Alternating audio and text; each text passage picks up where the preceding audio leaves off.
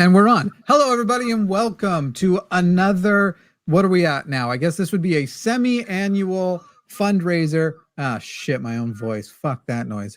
Oops. No. Leave it that way. It was great. You liked the slight echo? It was Yeah. great. Yeah, great is It's right. an extreme echo now. It was grating my eardrums. That is how it is great.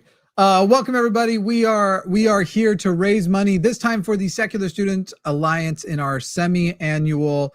This would be our pre-show, and to get started, not to depress you all, but we actually have to go ahead and make a bit of a correction, which I should have been more prepared to do and just realized I'm not at all. We need to actually increase our overall spend goal or rather our donation goal, because of some rather joyous developments, and we'll explain all of those. But right now, you will see, if you're looking on our screen, that for the Secular Student Alliance, we are going to be having some debates tonight. These debates, unlike past Golden Mike shows, will actually occur between us hosts, unless the new game I came up with sucks, in which case we will go back to the old way. But I suspect we're going to have fun.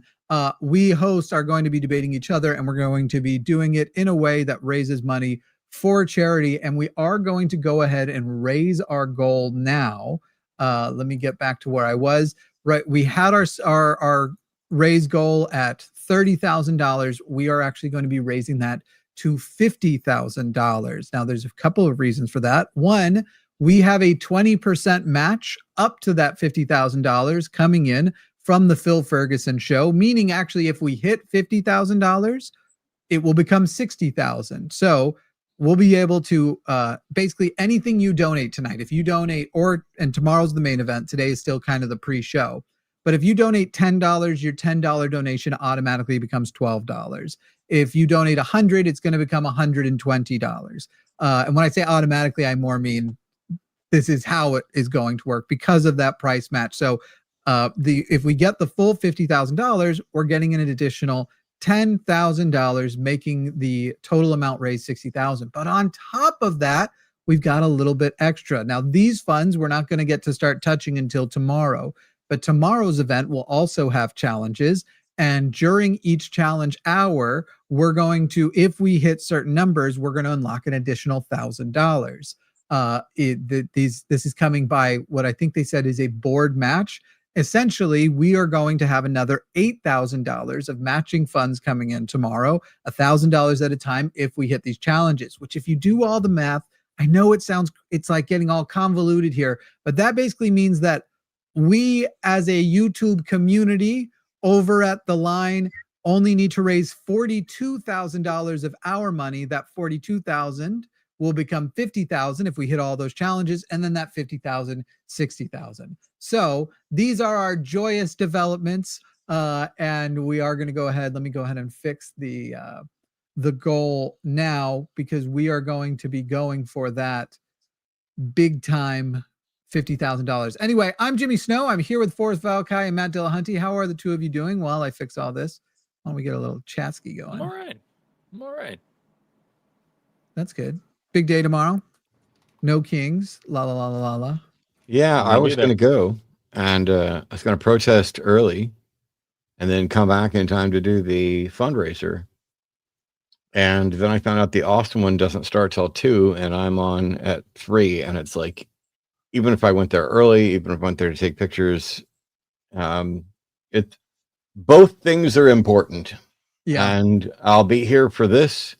Especially since my government lists me as a violent extremist domestic terrorist.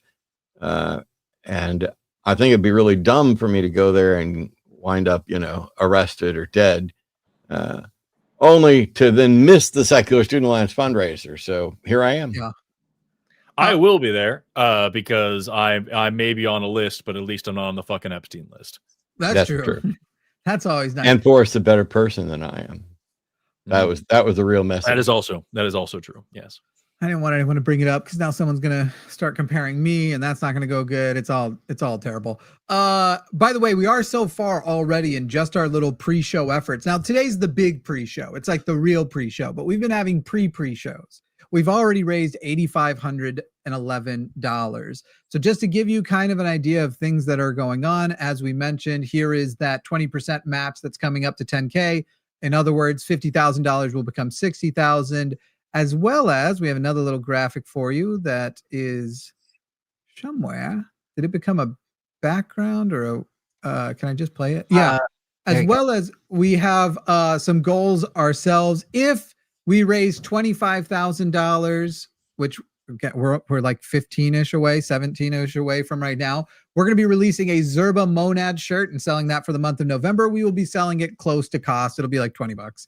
At 30,000, if we do 30,000 by the end of tonight or 35,000 by tomorrow, we're actually going to make LineCon Online Live, which is usually only for paid patrons of the $15 and above. The December LineCon Online Live will actually be available to everybody. You'll be able to get admission to that for free as long as we either raise 30,000 tonight or 35,000 by tomorrow. If we raise $40,000, Forrest and I will be doing in costume, and I'm pretty sure I'm going with Drag Jesus. I'm going to do a Drag Jesus. We'll be doing a costume Halloween special on Halloween. Forrest is going to let his audience decide what he's going as. And at $50,000, there will be a full day, which I believe it'll be next week, Saturday, Erica and Forrest episode, where it's just going to be an evolution nerd fest. These are the things we're unlocking. And these are the things that we're working toward. We want to raise good money for the Secular Student Alliance. Should be a fun night, should be a good night, and we're going to get to the actual new debate game here soon. I suppose first, Forrest, you've done some events with the Secular Student Alliance, haven't you?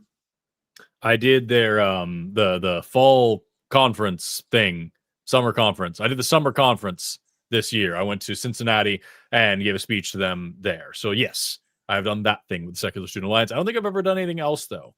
Not yet anyway. There is supposedly a chapter that is opening up somewhere around Denver. There's wanting to have me out potentially next month, but we haven't put anything in stone yet. And so a lot of the reason why we're trying to raise money for the Secular Student Alliance is, especially now, tomorrow is No King's Day. If you want to raise a generation of people who are going to reject these types of hierarchies, who are going to value separation of church and state, you can't do it passively. As nice as it can be to like, all right, I've gotten out of religion, I've gotten away, now I just want to go and live my life. That doesn't just get extended to everybody easily. And now, unfortunately, there are other forces at work. And with Turning Point USA dramatically expanding across the country, it is important to us at the Line that something that is essentially the opposite of that also be growing. Unfortunately, we don't have the the martyr force that he pulled off over there, but we can do our part to make sure that the next generation is armed with good, skeptical minds, secular humanists, and that is who the Secular Student Alliance serves, is a group of secular students, whether they are atheists, humanists, agnostics, free thinkers over and across high schools and colleges. They have over 300 student-led chapters. They were founded in 2000. And they are also extending into international affiliates. So they are doing basically they are trying to expand more, have more awareness, and the money that you donate helps with those awareness campaigns, helps with expanding, helps them to be able to have events that make them more interesting to go to. I had a graphic to show you, but I didn't get it in here yet, so I'll fix that in just a moment.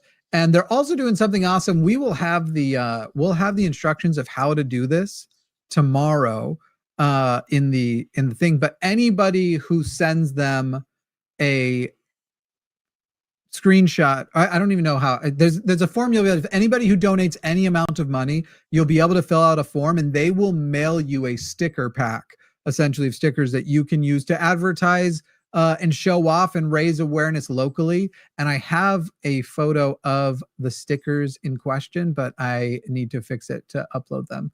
I need to upload that. So we'll show that to you here in just a little bit. But so yeah, go on. I did some work with the Secular Student Alliance for years. Actually, for years, I was on their speakers bureau. And one of the nice things they used to do is local organizations could reach out to the national organization and say, hey, we'd like somebody to come down and give a talk or a lecture. And then they would have a list of available speakers and what topics they spoke on and, what they charged, and then the SSA would help them organize the event and fly them out. It'd be interesting to find out to what extent that Speakers Bureau still exists or has been revived, but I've been to a couple of their national conventions as well. And somebody in chat asked if I was going to pull out our brand new great big 8-foot carpet python. And what I decided to do, and this is one of the reasons I jumped in now, is I said right away, the first single $500 donation that comes in, I will go down and get void. However, eventually somebody's going to donate $500 and they're not going to know anything about what it is. So every single hour that we're doing this, it goes up. So if you get a $500 donation in between now and the 7 o'clock hour, I'll go get void. And if not, at 7 o'clock, it then goes up to $600. And at 8 o'clock, it then goes up to $700 and things like that. So by tomorrow night, if nobody has donated a single $500 or single X dollar donation for that, then I think it's going to be what, $24, $25, $26, $2,700 for me to get void out. And that'd be a good like end of the fundraiser push. Also, as far as $500 donations go, we'll have instructions for this tomorrow. We will also have a special exclusive shirt that anybody, so on top of that Monad shirt that we're releasing, we're going to be releasing like a high donor shirt. Anyone who donates at least $500, there will be a way they can go improve it. And we will actually send them a link to claim that shirt for free. Tomorrow, we'll be able to show you what the shirt looks like. And anybody who donates at least $100 will be able to prove it, and they'll be able to purchase the shirt. But getting it for free will be for the $500. So yeah, lots of cool things and good reasons to, if you can. But in the meantime, what we really like are lots and lots of floods of small donations. And so to get things started, we're going to do a small donation flood real quick and just see how close we can get to the $10,000 mark, because we're already there. So everybody, at 6:20, which was about 90 seconds away, let's go ahead and do a big flood. I'm getting mine ready as well. Let's do a big flood of donations and see. We're at 8,622. Let's see if we can get to 10,000. After we do this flood, we are going to start the debate games. I'm excited to show you. I haven't even told these guys yet how it's working this time. Anyway, I'll be putting in $50 myself. I hope that this time the anonymous thing worked. At 6:20, as soon as it hits 20 on the dot, let's do a giant flood of donations. Donate what you can, and let's see if we can get tonight the thing over the $10,000 mark, of which we are under $14 away, and we're currently under a minute. As soon as you see the clock hit 20 minutes after, and we'll do some shout outs here. Does one of you have the Lines live chat up right now? I've got the Jimmy Snow one up. Okay. Oh yeah, the Lines live chat. Yeah. We'll do some shout outs to people who are doing it, and we're getting very, very close. As soon as it hits 20 minutes after, and then we'll do it for 2 or 3 minutes, and then we will start the debates for the night. But let's start off with a very big, nice, strong flood of donations to the Secular Student Alliance. A reminder, 100% of your donation goes to them. So you do not have to worry about who's taking a cut or whatever. $5 you donate, $5 goes to them. That's 620. I'm going to hit donate. You'll see my $50 land here, and in just a moment. And between the two channels, I think we should be able to. Everybody, please do flood it right now. Let's get ourselves over that $10,000 mark. You said I should start shouting people out? Yeah, I've got Jolly Roger and Beck and AJ. Who've you got? Oh, I've got Simulian Ben and Alosa and Pearlanmar, or what, I don't know how to say that. And Ashley Ray and Soupy Dude and an anonymous person and this, but with the J. And Mr. Glum donated $100. And A Krenich, not just any old Krenich, just a Krenich. I got Kia Star 67 and Jolene and Mealy and Anonymous again. I don't know if this is the same Anonymous or different. This Anonymous. I'll give it a second. Canadian. I'll do some more, and we'll hand off here. You can let a list of crew here. Della Luna, thank you. Lorette, I think is how that's pronounced. Thank you. Vernon Elections Korea. There's too many. I can't do all of those. Transfix, but you know who you are. Vernon Dale Thincy and Terrectal. Devin, thank you. Unstillborn, which is a kind of a funny name. Unstillborn, thank you, as well as several more anonymous donors. Let's see how close we are real quick. And Forrest, you can go ahead and do some more if you like. Where are we at now? Right, like 9,300. 9,300. So let's keep spamming them in. Thank you, Lucy. Thank you, Lucy Purr, Megals, Almighty Diplodocus, Kiki, Nice. and two cats. Thank you. Everybody fled $5, $1, $2, $10. Again, 100% of the donation. YouTube sends it straight to them. It doesn't hit us first or anything like that. 100% of your donation goes. Go ahead. Shout out Forrest. to Corn Job and Vegas Pam and Elira, and a couple more, 3 more anonymous donors: Sapphic Hazard, Carolyn Gibson, K Black, Bailey C, another anonymous donor with $50, Inari Tenko and El Fiante, and Clint W and Ryan with another $50. Another anonymous person, Wet Sand. That's cool. The Kentucky Atheist, the only one. Just one, yeah. Ayla Ursa, Slug Racer, A Krenich donating again. Jesse Jerdak texted me and said, "Tell the viewers your name is Gabe Owners," and I don't know what that means. What is that? Say it faster. I'm sorry. What was it? Gabe Boners. Ah, yes, of course. I don't know why it took me so long to I get feel that. you should have been Jesus able to do Christ. that in your head for sure. No, I was distracted, and I was like, "Who's that?" Surely, I'm just dumb as all hell. Is the problem? You were distracted by all the Gabe Boners. That's what it was. That's what it was. Yeah, another anonymous donation. Thank you so much. We had lots of people throwing in monies, and I'm very excited about that. Arden, will you Google how to show name tags on StreamYard? Because I think there's a way, but I can't find it, and that will actually help us in a little bit if we have that option.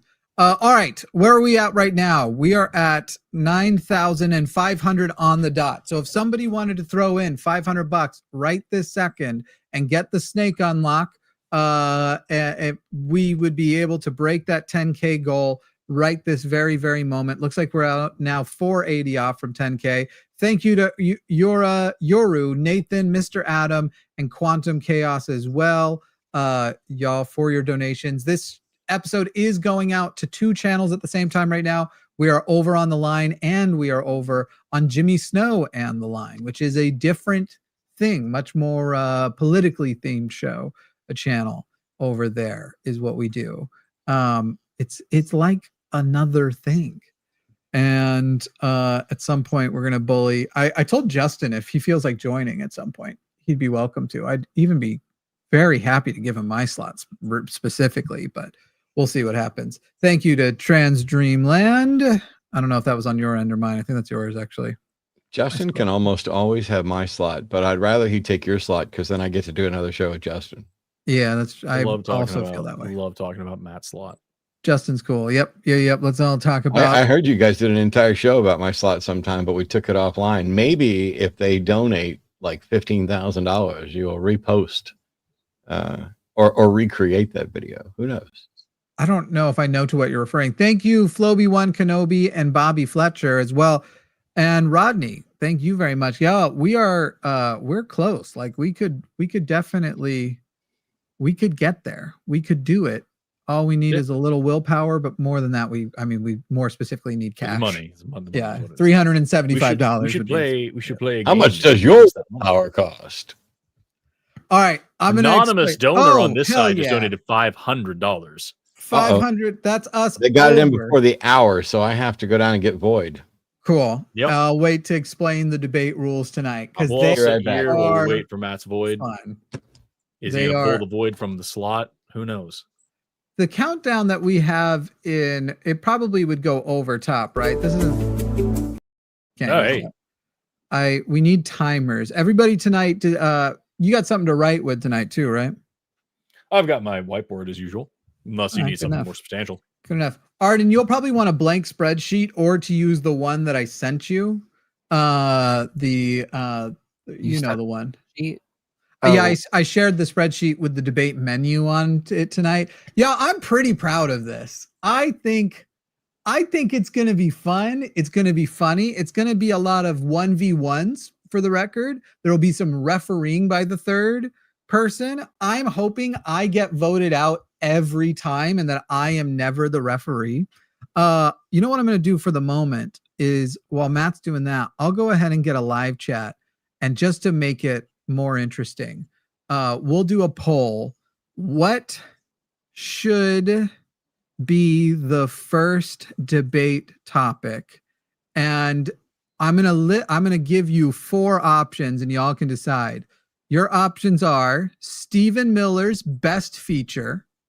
The best board game is, and for the record, the options that they will have to defend,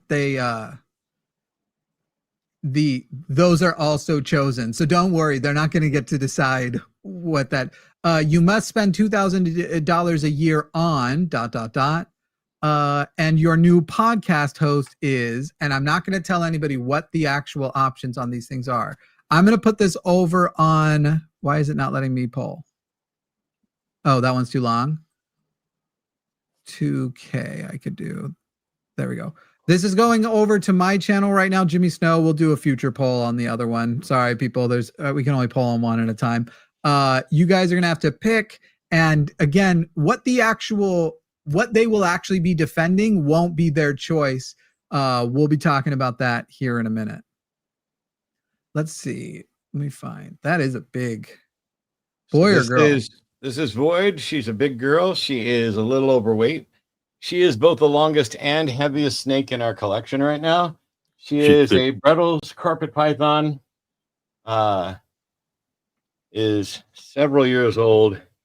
And look at the thickness of her back here at that part. And the great coloration. Her coloration reminds me a lot of like northern blue-tongued skinks in their normal coloration. But yeah. This is Void. Let's get her face up here. Well, I got to get her off the mic. She's a rapper. Hard to get her off the mic. I'm going to let you finish in the minute. But Beyonce, you can solo Matt's screen for a second there if you want while I fix them things here. How do I even? You can hit the the thing you just hit on you, hit on him instead. Yeah, hit on me, baby. Ayo. Right. There we go. Look at that girl. Just reminds me of that most unhinged comment you got the other day. I'm going to take my headphones off so that she doesn't knock them off so I can't actually hear anything. But we'll show her off for a couple more minutes and then I'll put her back up. But yeah. Thank you to whoever that was, by the way. Huge Brettles carpet python. I have her baby future boyfriend downstairs.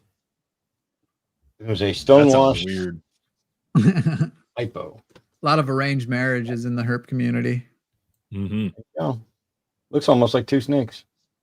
It really does, actually. Thank you so much for the donation to the SSA. I'm going to go put her back and stop holding up the game. And we'll get started. All right, let me see what's winning on the poll so far. Stephen Miller's best feature is winning so far. Listen, I'll tell you, and I'm not trying to push my way or something here, but Stephen Miller's best feature is going to be a funny one. However, your new podcast host is, I promise you, I came up with great ones there. Just for the record, just saying, those ones are good. Those ones are good. Here's basically what's going to happen. We're going to end up having a bit of an auction. I'm going to have to repeat some of this when Matt's back. But basically, we're going to use donations first to decide who is going to defend which part of the proposition. So go ahead. If you're on my channel right now, Jimmy Snow on the line, I'm going to close the voting in like 2 minutes. We're going to do a bit of an auction, and you'll see now that we have little numbers next to our names on the screen here. This basically is votes. When the time comes to vote, if you want to vote for me, you end your donation in a 3. If you want to vote for Matt, you end your donation in a 5. If you want to vote for Forrest, you end your donation in a 7. I basically put these from left to right on who people like. And no one likes me. Everyone likes Forrest, so that put Matt in the middle.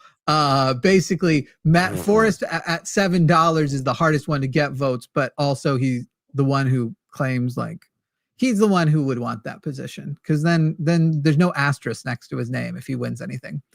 All right, I'm going to start over the explanation because Matt's back. Here's the deal. We're going to have propositions, and it looks like we're going to go ahead and close it. The very first debate is going to be on Stephen Miller's best feature. 2 of us are going to be having this debate with each other. One of us will be defending that his best feature is his sexual charisma, and the other one will be defending that his best feature is his political positions. Now, here's how we're going to decide who is defending which part. And it gets even more fun than that. In a moment, we're going to have an auction for the sexual charisma one. And we'll basically give you a time period that it ends by. And everyone that comes in with basically Arden is going to be watching, and she's going to mostly guess. She's going to say, I think most of the donations were, so say you wanted me to defend sexual charisma, you would want to flood it with donations that, as the screen says, ends in the number 3. If you want it to be Matt, it'll be the number 5, 4, 7 when we do each one. Once the debate, we're going to auction off the first position, and then we'll auction off the second position. The third person who doesn't get a position is going to keep track of the timer as well as the golden microphone. So let's say it was Matt and I debating. That screen would look a little bit like not that. We would come here, and then Arden would go there, and Matt would go here. I'd have to rearrange everything, but this is what it would look like.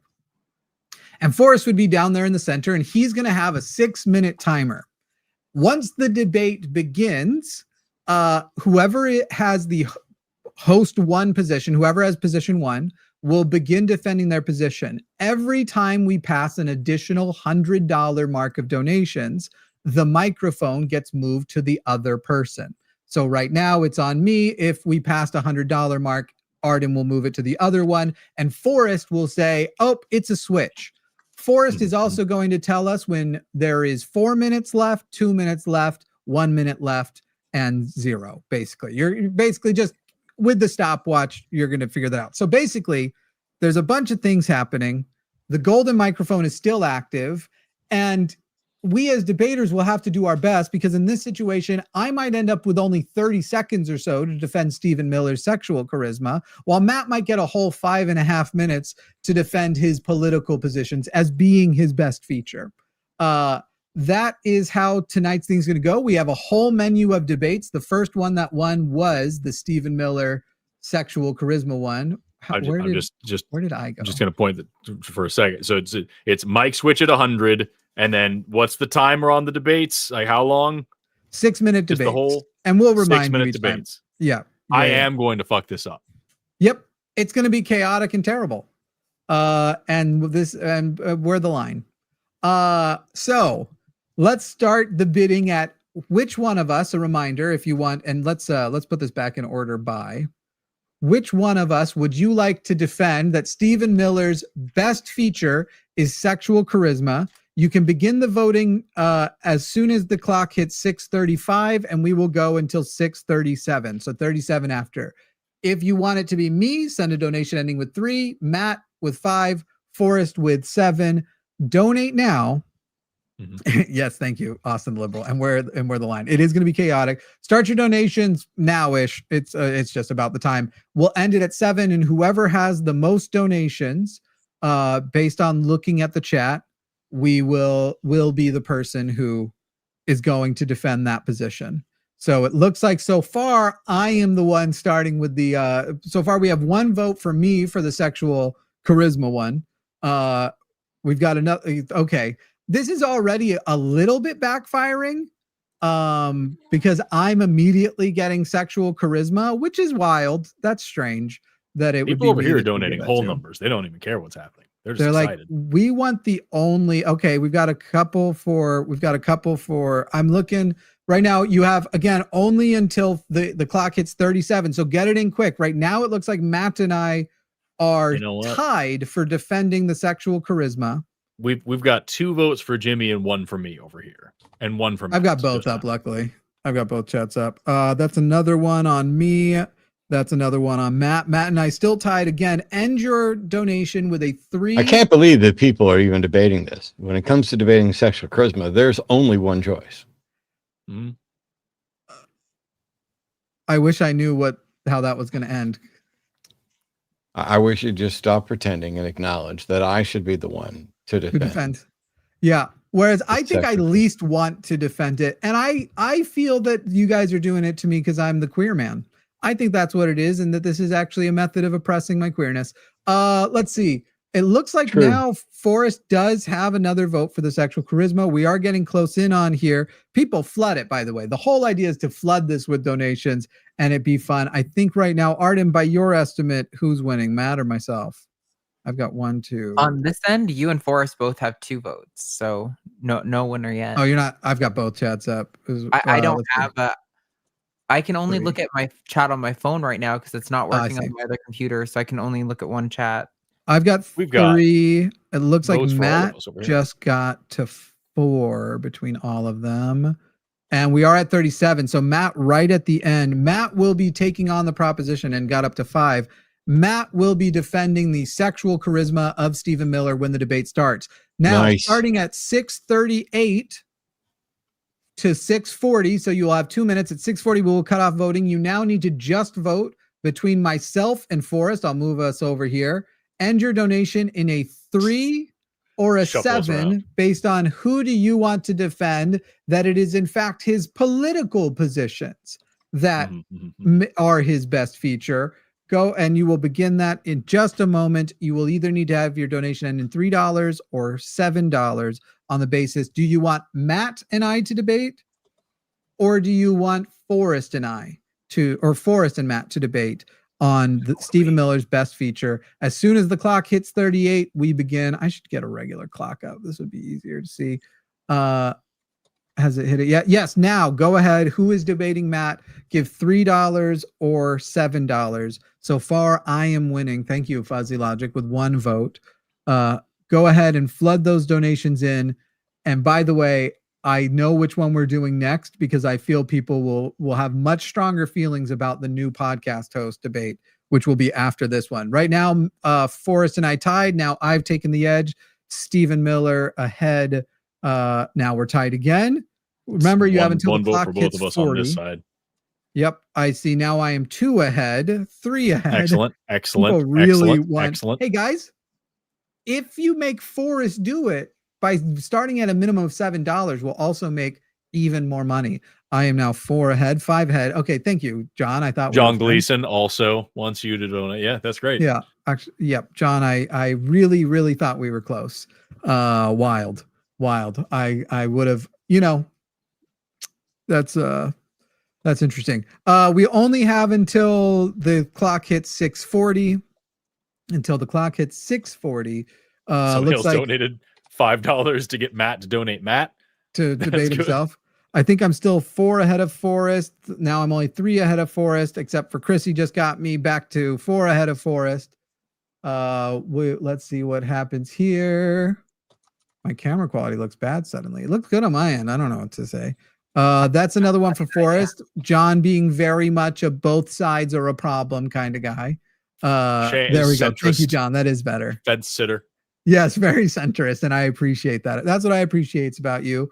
Let's see. I'm still like 4 ahead. Thank you very much for the New Zealand $200. However, does not affect the vote at all. Come Yes, on, it does. people. Please spam That's all several broken up $7. into threes. Please spam several $7 chats here, please. That one's another for me.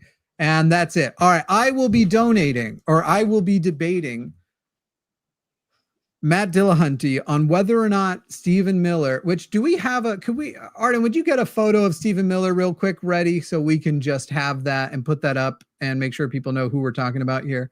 Whether it is Stephen Miller's sexual charisma or his, which will be Matt's defense point, or political positions. And then Forrest, if you will get a 6-minute timer up and ready, as soon as we show people Stephen Miller, Arden's working on that for us.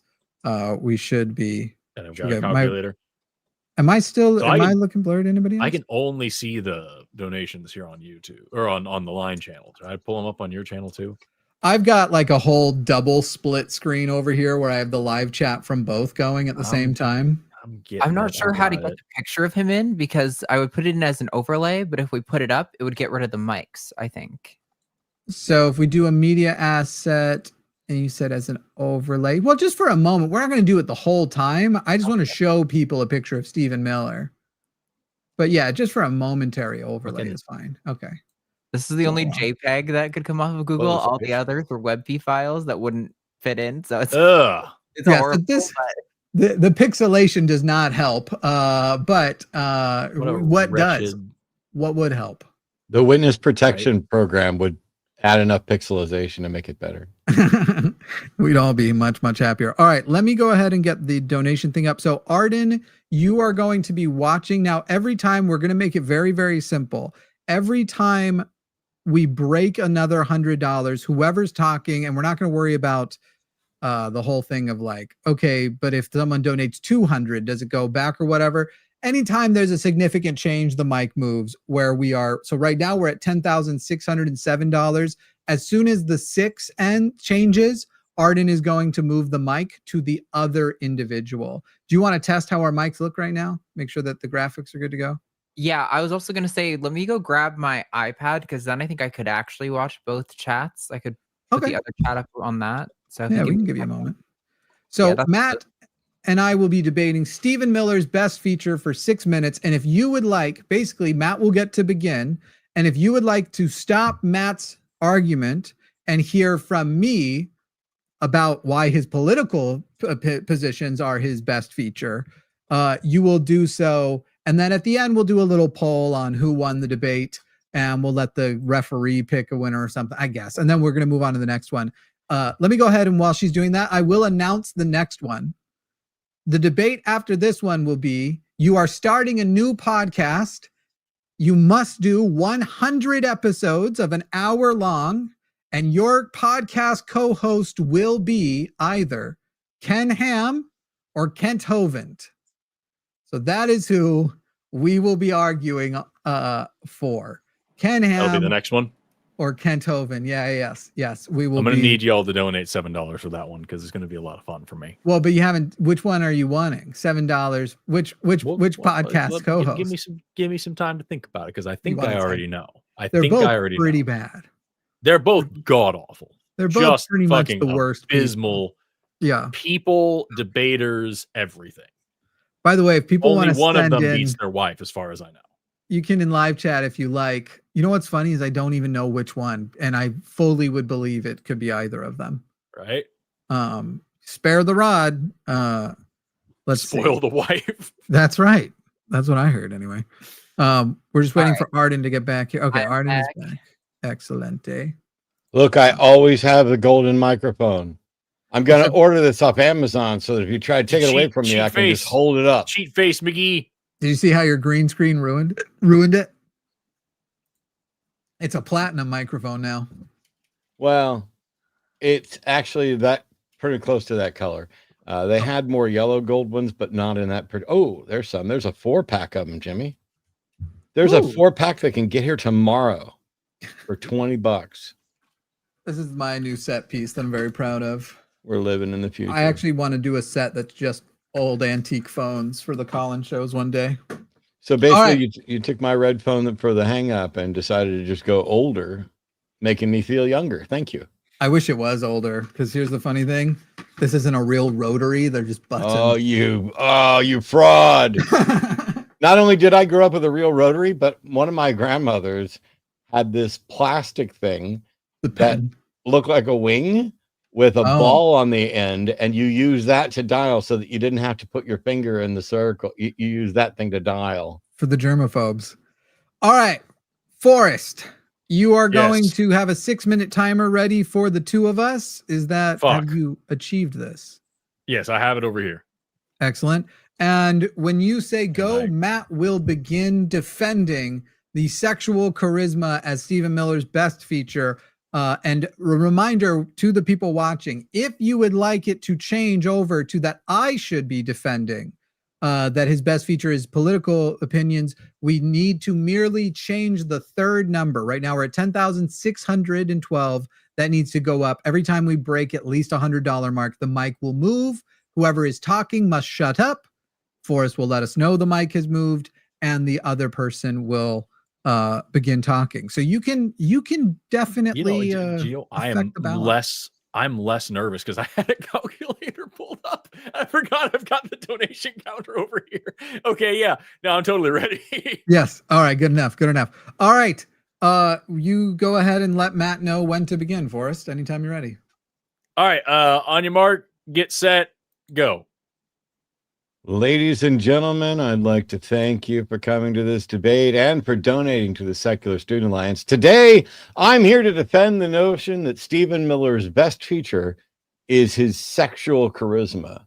And let me tell you, this is the easiest debate I've ever done. You see, Stephen Miller's political views are absolutely terrible, but they can, in fact, do actual harm. His sexual charisma, on the other hand, while it's just as bad as his political views in some respect, is completely ineffective. It means it's not going to do anything. There's not going to be any people actually attracted to it because it's non-existence. And as we know from The Sound of Music and physics, maybe, nothing comes from nothing. Nothing ever could.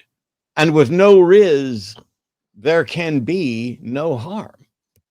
Yes, I suppose there is the issue that his complete lack of riz may have made him more bitter and more eager to implement his political views, but he has a wife.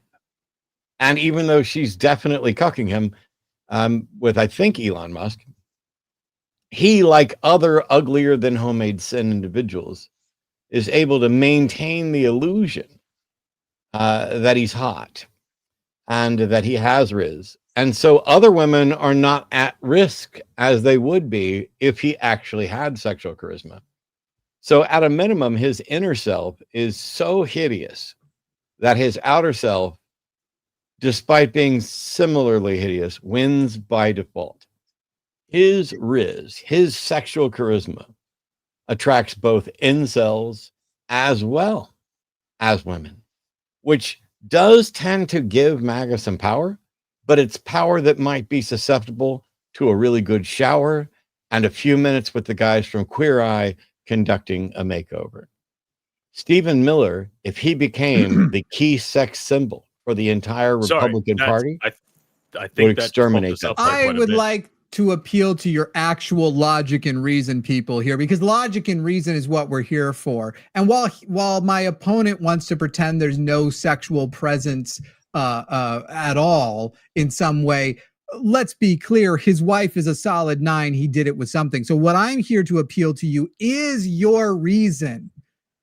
Listen, life is tough. It's hard. You're getting up every day and you're working, you're laboring, you're trying to get food on the table for your families. And wouldn't you just like it if some of the things people look to you to do were taken off of your hands? Don't you want to have to do less and less things that stress you out and make you anxious and make you sick? Well, what if you donated enough so I can tell you in a moment what that thing is, because I just lost the golden microphone, but I will tell you. No, you didn't. It's only at 801. It should be 8812 for you to lose the golden microphone. We only break the one number. What? It's much easier that way. Oh, for fuck's sake. I've been keeping track of other things. Go ahead, Matt. That's all right. The one person here who doesn't have the golden mic is fucking Forrest. And Forrest, though, should understand as much as anybody. See, I'm a huge fan of Survivor. And this season on Survivor, there's this young guy who keeps calling himself the Riz Master. And he is sincerely and severely lacking in Riz. But he has this same condition that Stephen Miller has, which is one where he suspects that he has charisma. And that's where we're safe. Despite the fact that there's a complete lack of physical attractiveness, despite the fact that he could, with some improvements, be like the sexy bald captain view, where people, they're going to prefer Picard. Definitely, I mean, just look between Jimmy and I. Stephen Miller at least picks a good barber, but you have to do some actual work as well to make sure that your face lights up and doesn't look like you always just ate a shit sandwich or force somebody else to eat a shit sandwich. But I don't know what they're saying back and forth there. The key thing is something can be someone's best feature and still be absolutely awful and disgusting. Just like if there is a shit sandwich, its best feature would be that kernel of corn that made it through unscathed, because you at least might be able to rinse that off and find a use for it. And I think that's the category that Stephen Miller's charisma and sexual appeal definitely fall into. It is his, of the two features we're debating, it is his best feature. If for no other reason than I don't tend to like to mock people for things that aren't their personal choices and decisions. And so I don't want to fat shame people, and I don't want to shame someone for having genetics that make them perhaps unusually attractive or unusually unattractive. But in this case, it seems to largely be a choice on his part, that he's decided how to style himself and how to present himself. And that means that he is absolutely 100% to blame for that. Okay, I finally got enough money to do this thing. Holy shit. First of all, Forrest, you're supposed to be giving minute warnings every minute. Second of all, who said that? You're tired, you're anxious, you're depressed. You don't have time to decide who to hate. He decides who you should hate. He'll take care of it for you. Imagine all of the stress you can let go of because you either can just hate him and or hate not the people only is the timer you. up, it actually also just switched back to Matt anyway. Well, it's good enough. It's good enough. All right, that was my final. I was like, am I really not going to get to make my final pitch here? You do? Nope. Okay, so people, we'll go back over the rules here in just a moment. Thank you very much. We are now over the $11,000 mark, and we will put a poll. Arden, why don't you go ahead and let the line decide this time who won the debate, Matt or Jimmy? I got to say, disproportionate. I didn't really get enough time. I didn't get enough time to make my case. But I would have been happy to give Jimmy more time. As a matter of fact, if you'd like to handicap me in the future and give him twice as much time just to make it fair, I'm good with that too. Or doing both in $3 and $5. Yeah, right now just do a poll on the line and just let them, just a regular poll that says who won, Jimmy or Matt. Stephen Miller won. That's right. That's right. Now part of me wanted to change the thing of like, oh, let's move the debate to whether or not we're allowed to body shame fascists. Because that's a tough one. That's a tough one. Because it's like, if we aren't sure whether or not we're allowed to, surely body shaming comes before imprisoning a group, right? And I would put in prison for sure. All right, who won? Obviously, I'm going to vote for myself. But I don't know that that's necessarily a straight path, nor is it mutually exclusive. Like, you could body shame and put them in prison, and you could put them in prison without body shame. If you told me you have a choice between those two things, I think the most morally correct position would be to put them in prison, not to body shame them. Yeah, unfortunately, I don't think we're going to get them in prison. So I think it's all I have left. None of these people are going to prison. The president just commuted the entirety of George Santos's prison sentence today. And I'm pretty sure he's going to let Ghislaine Maxwell out before long too. All right, I'll do another poll for. Yeah, all right. What's the next topic? Do we want to just make it the podcast one, or do we want to let the people vote again? I can give them a few, but I like that podcast one. It's basically, the next topic is, you have a contract for a new podcast for 101 hour episodes. Your new podcast host is either Ken Ham or Kent Hovind. And so let's come back to this little and then I gotta keep fixing this. Arden, do you want to just keep yourself off the stage unless you need to say something? I feel like that'll get off the stage, fix a lot of these issues. Does that work? Yeah, cool. Nobody puts baby in a corner. Arden's the best. So we will start the voting when the clock hits 57. And let me switch these two up. When the clock hits 57, should I do a recap of the rules? Because a lot of people have come in. Here's what's happening, people. We're doing debates between us right now. And the first thing we're doing is an auction for who's taking what point up. And every dollar we are raising right now, 100% of it goes to the Secular Student Alliance, which the shorthand version is they're the opposite of Turning Point USA. That's why you should donate. That's my quick pitch. We're about to run an auction for who's going to take which position in this debate. There will only be two debaters. In this case, we will be debating whether or not our podcast host, the better podcast host for our 100-episode podcast, will be Ken Ham or Kent Hovind. When the auction begins, you will vote if you want me to defend. We're going to start with host one, who is going to defend that Ken Ham is the best podcast co-host. If you want to vote for me, you'll donate with something that ends in a 3. For Matt, something that ends in a 5. And for Forrest, something that ends in a 7. We're going to start that round of voting. I'll take either one. So we're about to do the Ken Ham voting. That's going to start as soon as the clock hits 57. Once the clock hits 57, vote for who you want to defend that will be their ideal podcast host. And again, you do that by a 3, a 5, or a 7. Once we hit 57, if you want it to be me to defend Ken Ham, I think Bobtailed Trucker just really wants Forrest and did it a little bit early, so we'll go ahead and count that one anyway. That's fine by me. We're generous. Too. I donated for Forrest right off the bat. For Ken Ham? I don't care which one. I'd like to see Forrest debate himself for both of them. All right. That's fair enough. Voting has begun. So for who's going to be paired with Ken Ham, I will say I am partial to, first of all, let's be honest. Nobody wants me on another podcast. I'm across enough podcasts right now. What y'all want to see is Forrest and Matt argue over who will have the better podcast co-host between Ken Ham and Kent Hovind. Whoa, I misunderstood. You said that we were going to have a 100 episode, 1 hour podcast, and we were picking the host. The superior co-host between Ken and Ham. So I thought you said host. I didn't know we would have to be doing the show with them. Yes. So right now, Forrest is winning dramatically. I actually think it would be funnier to put, I'm just going to pitch that Matt with Ken Ham is funnier and Forrest with Kent Hovind is funnier. So if you agree with me, you need to right now flood $5, and then we do the $7 when it comes to the Kent Hovind one, and we just make me referee. I think, but it looks like everybody wants you with that silly Australian. It's the Australian or New Zealander. We'll see what the next one says. As soon as we hit that I'm 59 down for mark. Either one. That's right. Let's see. I think honestly, I'd prefer Kent Hovind out of the two. I'd still do either one, but out of the two, I think I'd be able to talk about Kent Hovind a bit more.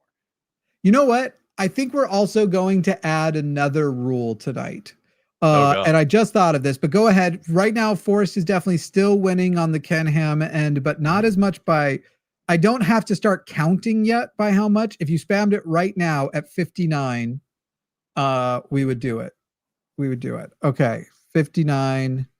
I have a new interesting rule. I think we're almost out of voting time. Matt's getting a couple more. 1, 2, 3, 4. But up against Matt's is several more. You'd have to. All right, that ends the Fuzzy. I agreed with you, but unfortunately, Forrest is getting the Ken Ham slot. That's okay what's going to be. Forrest is across Ken Ham. All right. Here's the thing, people. Here is the new rule we're going to add to voting. During the voting, at any time, if somebody votes over $250 with a number that ends in 3, 5, or 7, as long as the voting is still happening, that wins automatically for whatever it's being voted on. So right now, Kent Hovind, you'll only be able to do it, I guess, between Matt and I right now because Kent Hovind is gone. But from now on, if you vote for over $250, you can overwhelm whatever the will of the people was.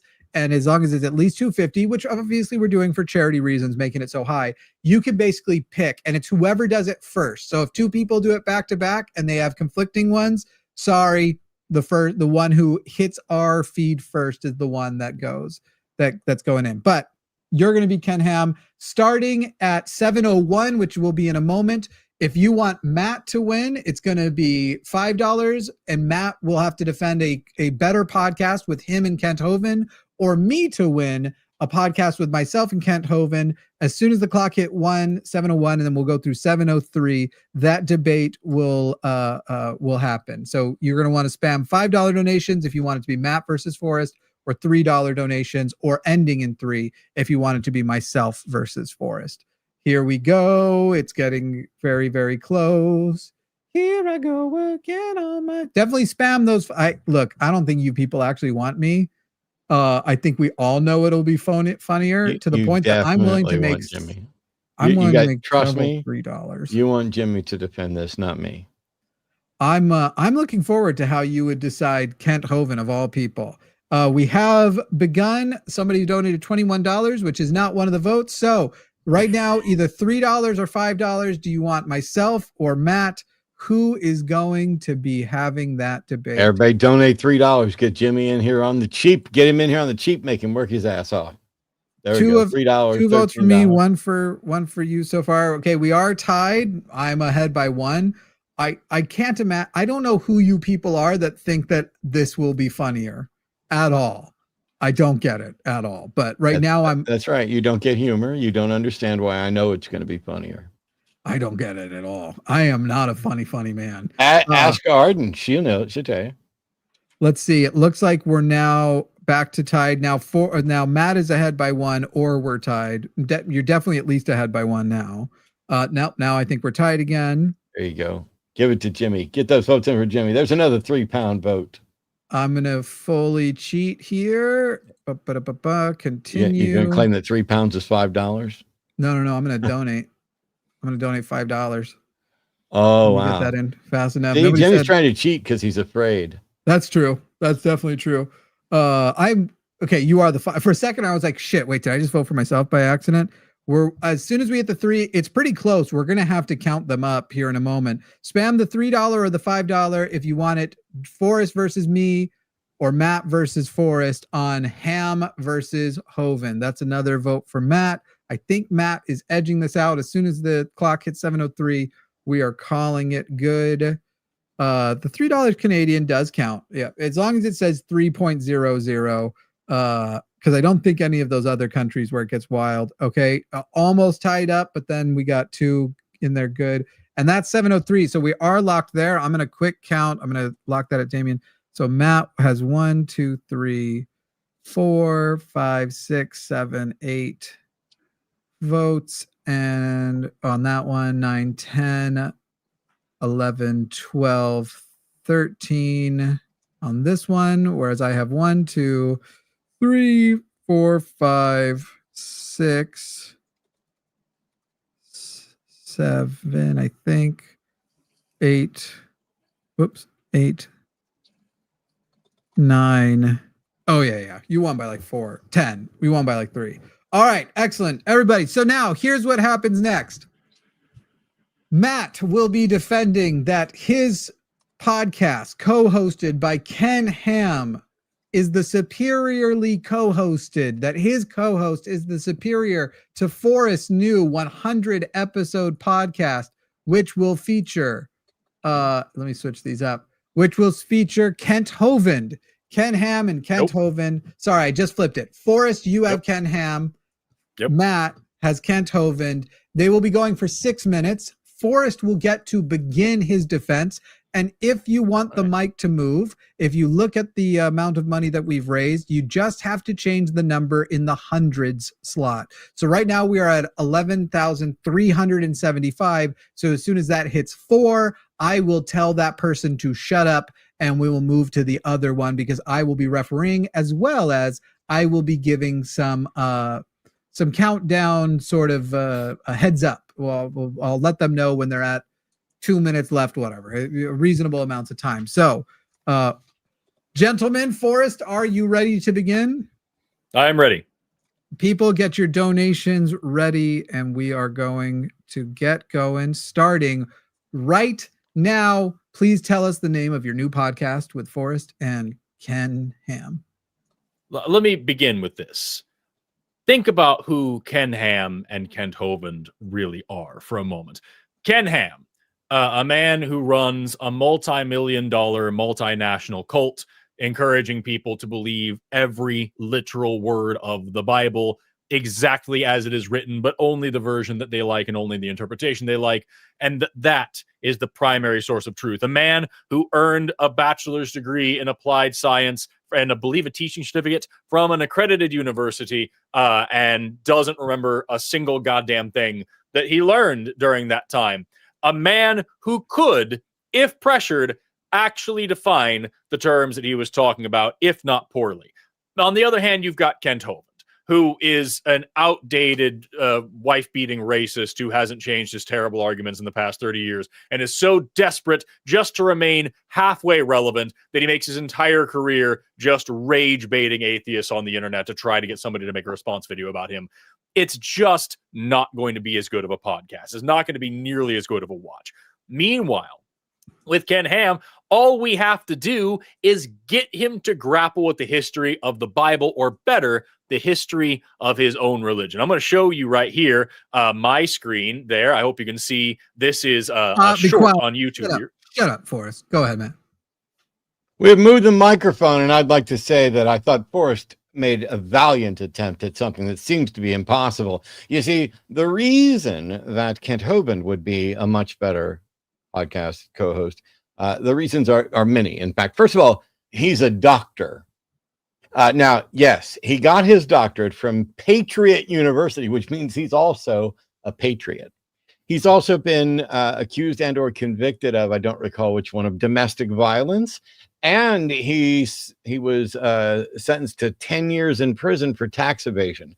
So the stories that he has, both from his dinosaur adventure park and from his general life of just being awful, those are all like important stories.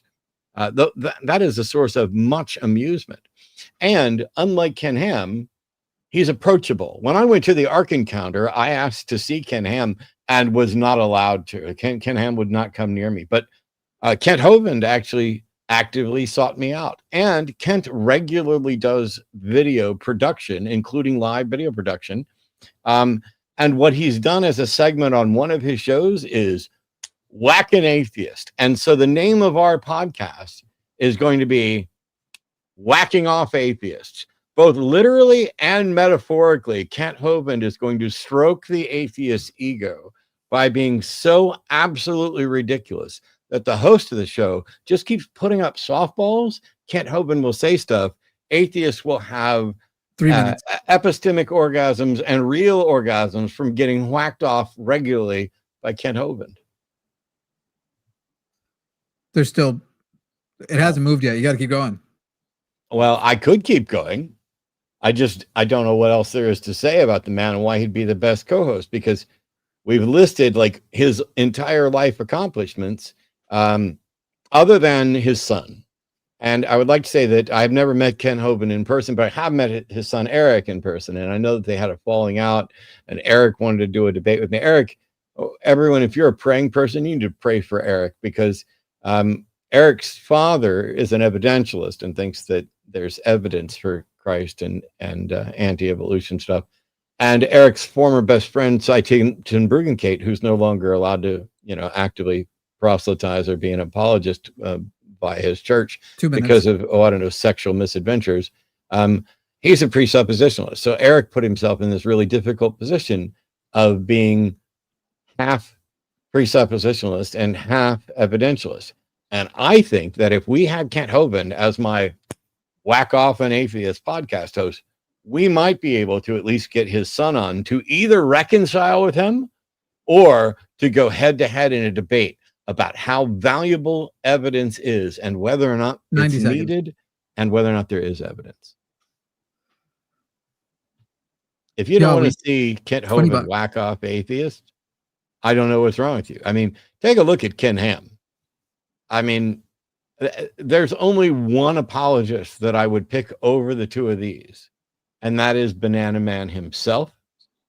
But we can do that anytime because Ray is pretty desperate for the attention. And if he found out that either Forrest got Ken Ham or I got Ken Hovind, Forrest, Ray would come to both. You have 55 seconds. In this video that I was going to show you, we have What's Wrong with America. And this is a particularly funny short from them because we get this graphic right here, which says that the problems with America are all in the secular worldview. And the secular worldview is this: gay marriage, euthanasia, abortion, pedophilia, racism, and gender issues. I would make Ken Ham account for every single bit of this and its affiliation with the church, especially this big one right here. I would also make sure that Ken Ham just read the sentence directly before and the sentence directly after every single quote that he makes about a famous scientist saying evolution isn't true. That would be every episode of the podcast. It would start and end with a clip from Answers in Genesis saying, this scientist says this thing. And I would say, okay, here's the source. I want you now to read aloud the next sentence and tell me what it says. And that would be the entire post. And it would be so good. That is time. So we are starting a poll over on the Jimmy Snow channel this time. Who won Was it Matt or Forrest? Who won? The Who debate? lost? What is that from? Oh, that's from Big the rap battles of You history. deserve. That's right. Yeah. There we go. And people remember the most fun thing is to chaotically move the mic as much as possible. That's pretty much the most fun. I was thing to do. genuinely hoping that you would win and you would have to debate that against Forrest, because I was going to set up with Arden to, right before the last minute, jump in off the top rope as the rogue debater to say you're both wrong and Ray Comfort is the best co-host ever. I'm gonna be honest. I forgot who Ray Comfort was. I that like a he beautiful didn't thing? exist in my brain anymore, and that's why he wasn't one of the options. He That's made a fair. video about me once and then immediately took it down, and I haven't been able to find it since. And I want so badly to see, because it was hysterical. Yeah. He made a video about me. I did a reaction video to this terrible Christian movie called The Matter of Faith, and Ray Comfort made a reaction video about me reacting to the movie, about how I'm this terrible, angry atheist, and how I'm cruel and all this. That's all this whole thing. It was fucking gold to watch, because in the movie A Matter of Faith, it's all about these college kids, and they have this really funny, charming professor that's teaching them evolution and like leading them away from God. And the professor keeps making just terrible, corny jokes, and the kids all laugh, and it's really like awkward and forced. And so several times in my video, I also do this awkward, forced, over the top, ridiculous laugh. And Ray Comfort, in his video about me, it felt like a fever dream. He would take those clips of me and put like sinister music behind them and make it sound like that was me literally laughing at Christians. And it was so fucking fun to watch. If anybody downloaded that or took it all like from YouTube, just anybody can send that to me. I would love it so much, because it was so fucking good. You've got me like, oh, like doing this very obviously fake laugh with like a red tint on the screen and like creepy music in the background. It's great. You got to look it up. I posted a video response today, went live to everyone, because this guy I've never heard of, but his name is Cliff Buell, posted heavily edited, ridiculous, dishonest snippets of a debate that I did like 5 years ago with Glenn Scrivener, maybe longer than that, with Glenn Scrivener, and then suggesting that I was defending Hitler. And so I put a video up today calling him out for lying for clicks in Christ, and somebody says he has taken it down and they could not find it. I don't know if that's true. If anybody in chat happens to know that it's still up, and send me a link so that I can see that it's still up.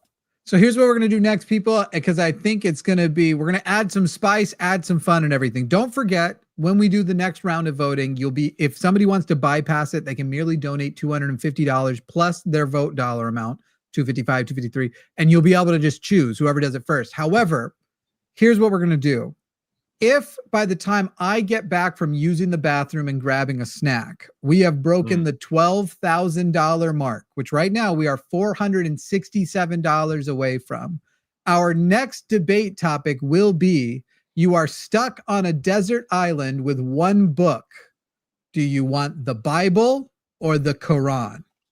Those are the books to choose from. That will be the debate topic. And then the immediate topic immediately after will be, oh goodness, you found one more book and you will have to choose between the Book of Mormon or Dianetics. So clarifying question, is the Quran in English to where I could read it? Yes, every book is in English. Yeah. So it's not the true Quran, but it's at least it's a Quran-like book. Because right, isn't it not true if it's in English? Anyway. That's what they like to say. So if by the time I get back from peeing in a snack, you guys have raised, and Matt, the two of them are going to talk to you and try and raise it, $467, we will make that the next topic. Otherwise, if we don't, we're going to go something lame that only Matt will hate, which is defending whether the best board game is Monopoly or Catan. That will be also fun, but we will, if you want that to be the case, you could start donating right now, by the way. As long as we've passed $12,000 by the time I get back, peeing and grabbing a snack, I will not pee in the snacks. we will do that topic next, and I will let these two now chat with you and hope they raise that money. I hope that everyone donates now, the very moment that Jimmy is gone. Just if nothing else, to send a message that it's cowardice. It's pure cowardice that he isn't just pissing here on stream. Like he could be sticking around. He could be continuing on the mission. He could be upholding his commitment to the SSA.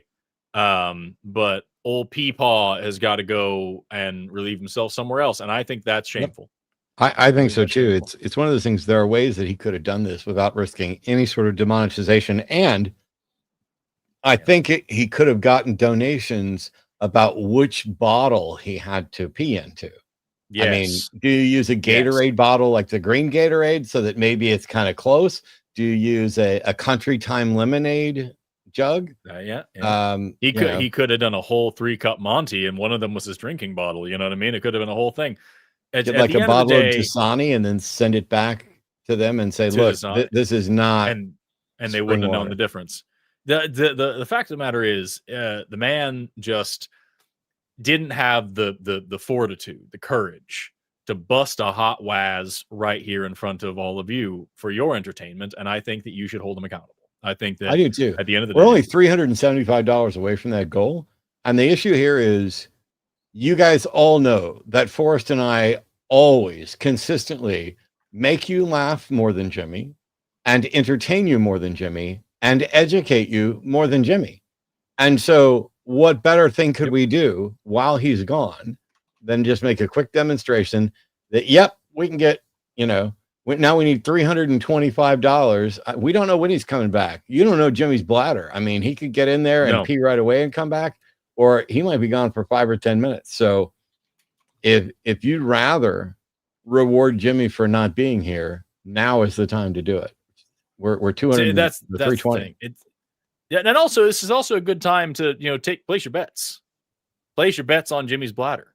Like let people take the time to decide or assume or guess how long the man is going to be whizzing and wazzing in the next room. Also, do call him Peepaw when he comes back. I think he'll enjoy that. I think he'll like that. Not just as a bit about now, but just moving forward in his career. Now it's like we're only $200 away. I'm absolutely confident that somebody can do this before Jimmy gets back. But let me just tell you, I'm already gearing up. I am gearing up to defend a particular position on the Deserted Island book. And I'm going to lobby big for donations. So while I genuinely hope that we cross that line before Jimmy gets here, I mean, and it's you guys are killing it. You're doing great. We are $190 away. I'm going to need some of you to keep your $5 donations ready and queued up, so that when I tell you what I want to defend and debate, you can flood the zone, just like Trump and MAGA. Flood the zone. Yeah. Give so many $5 donations that those Forrest and Jimmy fans don't even know how to keep up. Exactly. Yes. Do the thing. I'm happy to moderate that one because honestly, I feel like my jokes would be the same jokes no matter what book I get. But I want to hear some actual some takes. You know what I mean? I'm happy to be down there in Dr. Ben's glory hole. That's where I want to be. I heard that. Every time we have the little mini picture, but it catches me off guard when it's just said out of the blue. Just casually. Yeah. Is that what casual is now? It's hard being casual. Hey, we just got that 200. There you go. Which congratulations to you. Thank you very much to Anonymous for pushing us over the edge there. Jimmy still isn't back. The man has a bladder. One of his legs is just not a leg. It is just piss. And I think that just the old Wizard of Austin needs to.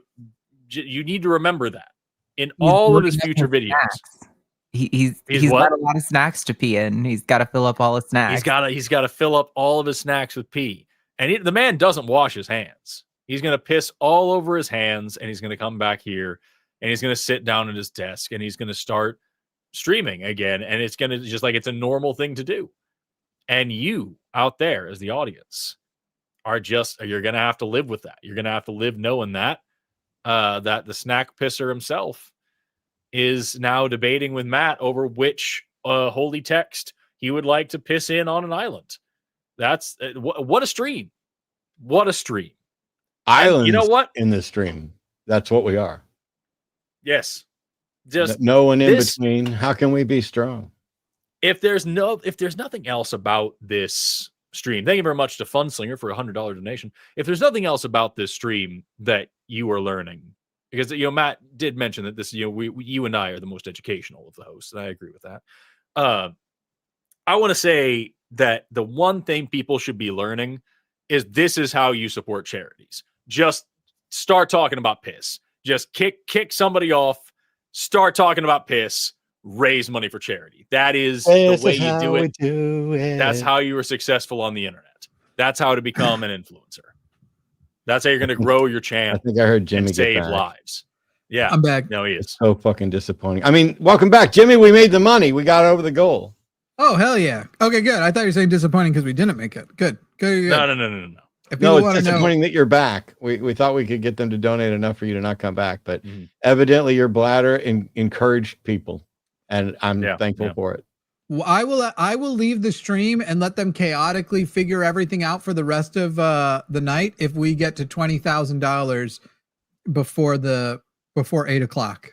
If we get to $20,000 before 8 o'clock, I'll leave the stream too, and Forrest can just sit here and babble on about whatever he wants.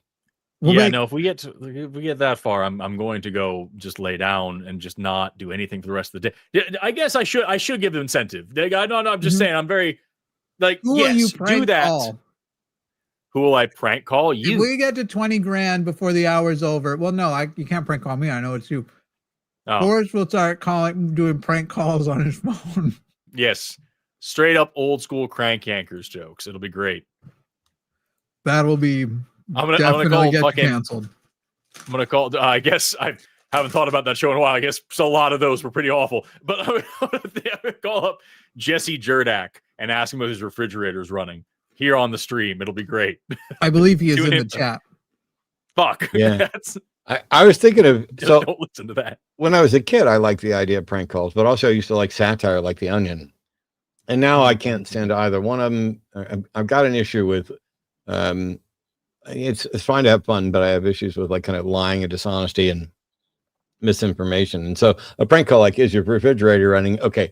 It's not funny anymore, but at least it's not mean, because what entered my head was if we got to 20,000 before 8:30 tonight, I'm not saying I'm going to do this. This is what entered my head. And then I decided it would not be nice. I would borrow a cell phone that my parents do not know the number of, and I would call up and say that I was from the United Church of Atheism, calling to talk to them about and thank them for producing a son that is now a significant part of the Church of Atheism, and would they be willing to go on record to talk about his upbringing that led to this? And then I realized, no, I'm sure somebody would donate to get us there, but I can't do that. I mean, it would be deeply funny until you thought about it, and then it would be very sad. Yeah. Be rough. There are people that I'll be a dick to much quicker than my parents, who I still love and get along with, even if we vehemently disagree on some subjects. Yeah, guys, we don't need to do shitty things like that. If you get us to $20,000, I'll call my parents and tell them in the last 3 years that we haven't spoken, I've had 2 kids. Oh, that's funny. I should call and ask them for their reaction to me being elected atheist pope. Oh yeah. Oh, nice elected. This is a great stream. Mostly because I don't want to to talk here them. Bragging about the parents you have. I don't. Be fun. In what way do you feel I have parents? I have sperm donors, a sperm and egg donor. The plural on that was wild. That was a sperm donors for me. Yeah, I assumed some things went down around that time of the wife. Anyway, all right. So the next debate topic, a reminder of how this is going to work. Starting at 7:28, from 7:28 until the clock hits 7:30. somebody is going to have to defend that they want to be stuck on a desert island with the Bible or the Quran. We will first be voting on the Bible. If you want Forrest to defend that they want to be there with the Bible, I'm going to say Forrest is the one to give the Bible. Matt and I would fist fight over not having to defend the Quran if given the opportunity. I think that that's true, but I don't know. I could be wrong about this. If you want Forrest to defend being deserted on an island, you will end your donation in a 7. If you want Matt, you'll end it in a 5, as you see under him. And if you want it to be me, it's a 3. All of us are terrified we're going to get the Quran. None of us want it. Yeah. None of us want the Quran. And so, really, Matt holding up his tiny little New Testament. I got the whole bitch. And it's large. Bitch. So that voting will start about 1 minute from now. 1 minute from now, we will start voting on who is going to defend their life on the island, deserted island with only the Bible will be the superior life than the person with only the Quran, which is not, I understand I didn't make the challenge that hard if you think about it, but you could be clever. You could be clever. And behold, there was a man named Zacchaeus, which was the chief among the publicans, and he was rich. And he then did thus donate to the Secular Student Alliance in order to ensure that Matt was able to preserve the desire to have the Bible on a deserted island. Apparently the voting has begun a little bit early because 3 of you have already started. By the way, potato chips have fiber, so screw you when you need more fiber in your diet. All right, voting has begun. Right now, Matt has 4 votes. Matt will be defending the Bible, which is not as funny. People, we want him to do Which is not as funny. Yeah. I can only eat like 3 things. So what do you want? Actually, I'm up to 6, and I'm literally eating most of them here today. I'm eating, this is shredded chicken breast and shredded lean beef, top round roast. And then this is plain low fat, 40% less fat Cape Cod chips. And then I do have for dessert somewhere some dark chocolate that I can nibble. All right, Forrest has at least 1 vote. People, flood him in. Flood him in. Who gets the Bible? Right now, Matt is winning with 5 votes to Forrest and mine's 1 apiece. Forrest gets another. I'm up to 2. Looking for. Here we go. And don't forget, if before the clock hits 7:30, somebody donates over $250 with one of those votes, they automatically win the auction. So if you want the Bible to be me, 253, Matt, 255, Forrest, 257. Arden, I hope you're keeping track if you're back anyway, because I have no idea how what the count is, but we'll double check. It looks like Matt's winning. I found it. This is my quote from the Bible. Less than a minute left to vote. Is Ephesians chapter 4, verse 29, word 5. Come. Thank you very much. I appreciate you all listening to this reading of the Holy Bible. Less than a minute. If you want to change it right now, I think Matt is winning. Arden will let us know for sure, but I believe it's Matt winning. I think we needed to be. I haven't heard from Arden. I think she might be dead. No, she's here.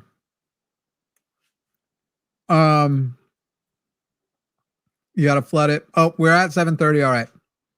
That's the end of that voting. So Matt will be doing the Bible, I believe. Arden, just jump in if I'm wrong, but I'm pretty sure Matt won. No, you're right. Matt won. Cool.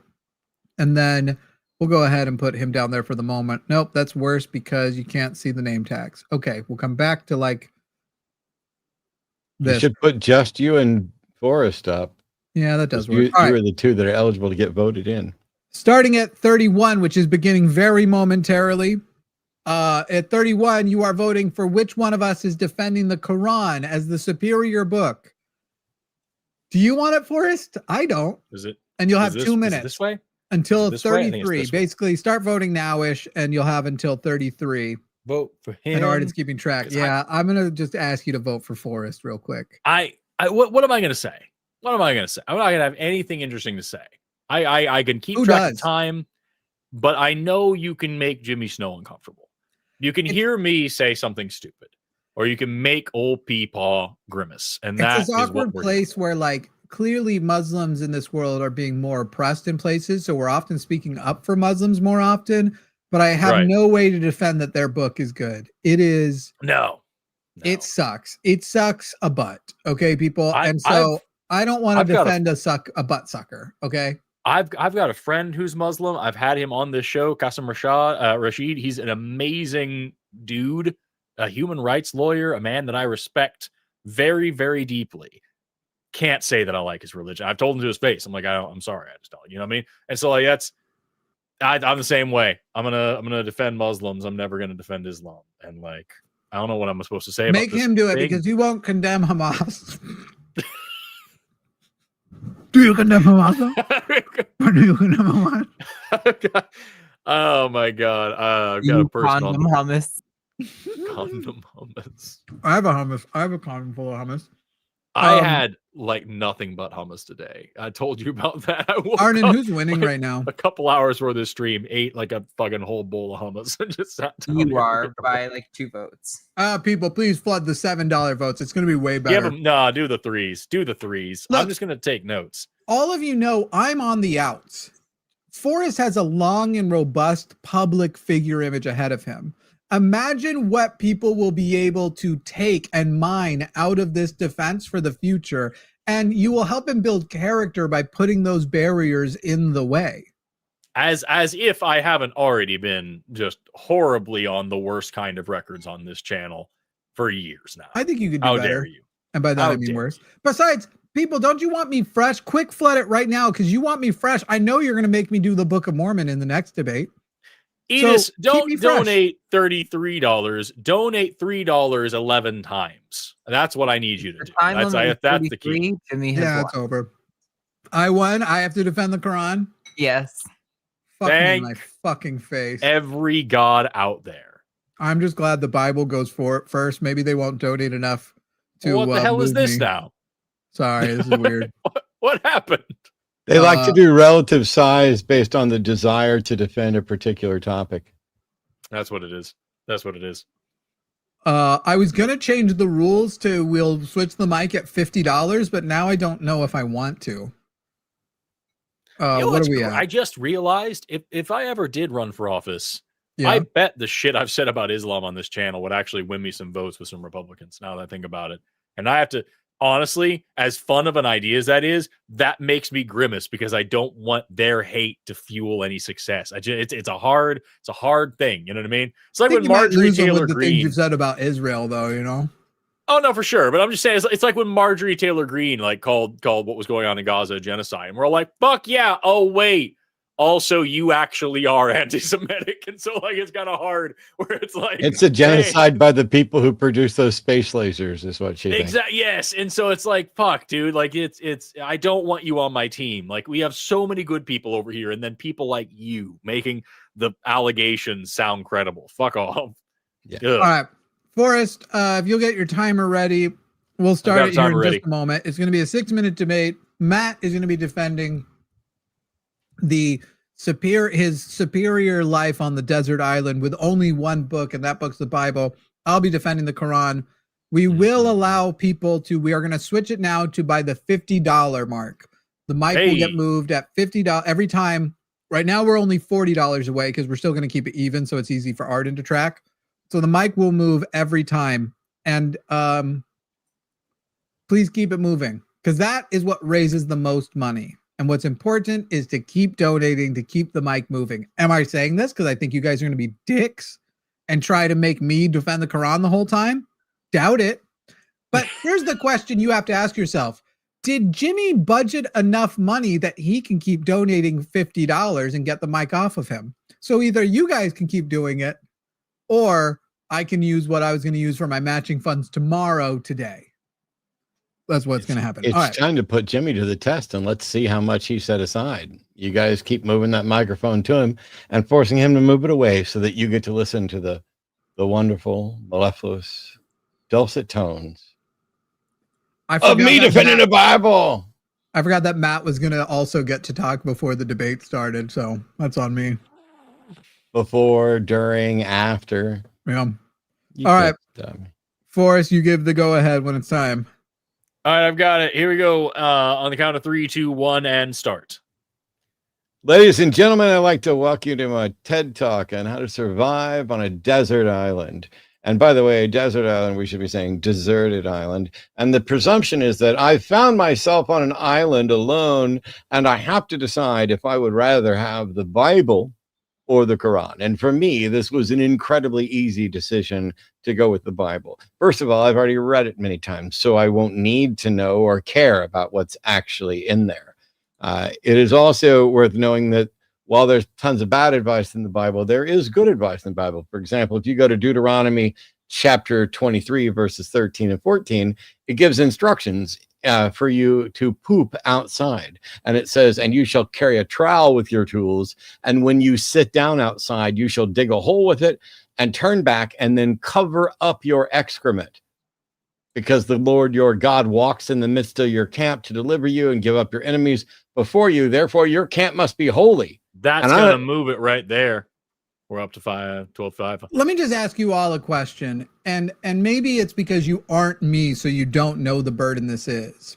Do you know how hard it is to be right all the time? I do, and I'm tired of it. So if I'm going to spend life away from society, away from a world of judgment, I'm going to stop being right all the time. And that's when I'm going to pick up the best book for those who are too stressed. And I promised I wouldn't get emotional during this debate, but I'm sorry, I can't.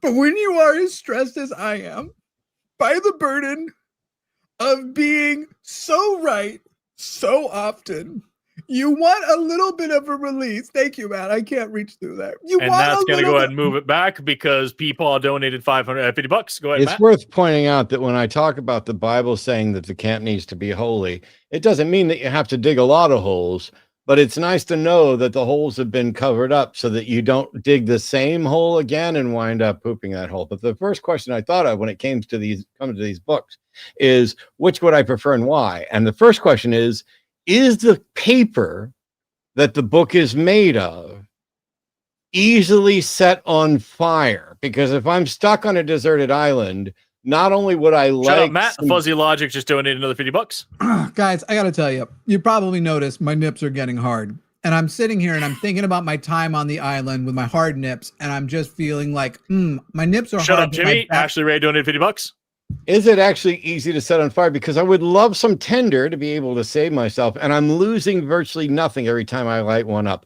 Plus, if it happens that there's some really good ditchweed on this deserted island, Sam Kennison already talked about how he used to roll his joints with pages from the Bible. Those things are printed on really nice paper that you can roll up and toke.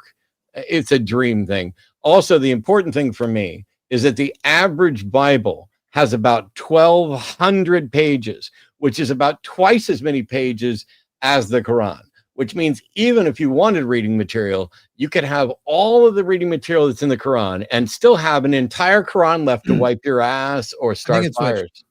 And we switched. For a sec. Look, here's the deal. If you're on a desert island, and we switch right back. That's the way it goes out here. No, he didn't. He's wrong because he didn't do the translation. You need to watch just the donation achieved because that was 50 Canadian and it only got us to 12,736. For fuck's so sake. As I continue on, and we'll probably have to add 15 seconds because of his mess up there. You want practical advice on a deserted island. And when my back hurts and my nipples are hard, if I didn't have the Quran, I didn't know that the only way to get rid of that pain in my back is to come. Because that's where your cum is in your spine, as we learn in the Quran. So as a Muslim will tell you, it is full of scientific facts and medical advice. And I'm just, what, you want to just be there with your Bible and your back hurts so much because you're not coming at all? At least the Bible knows that bats are birds and that there are other animals that chew the cud, even if science doesn't know this. It also knows that all of us are descended from this original collection in the Garden of Eden, not one animal that became a bunch of animals, as the evolutionists would tell you, but it understands that all life is related. And so while I'm out on the island and I have rolled up a fatty for this pimp daddy with my Bible and wiped my butt with the rest of it, I also can rest easy knowing that as I curl up near the tree and next to the snake that is probably going to be my 1 minute favorite left. companion, that is not the same serpent that told dangerous lies to Eve and corrupted the world for all of us. It is instead a beautiful, innocent creature there who is very happy for my Okay, secondhand but here's smoke the thing, people. and fecal matter. Here's the thing.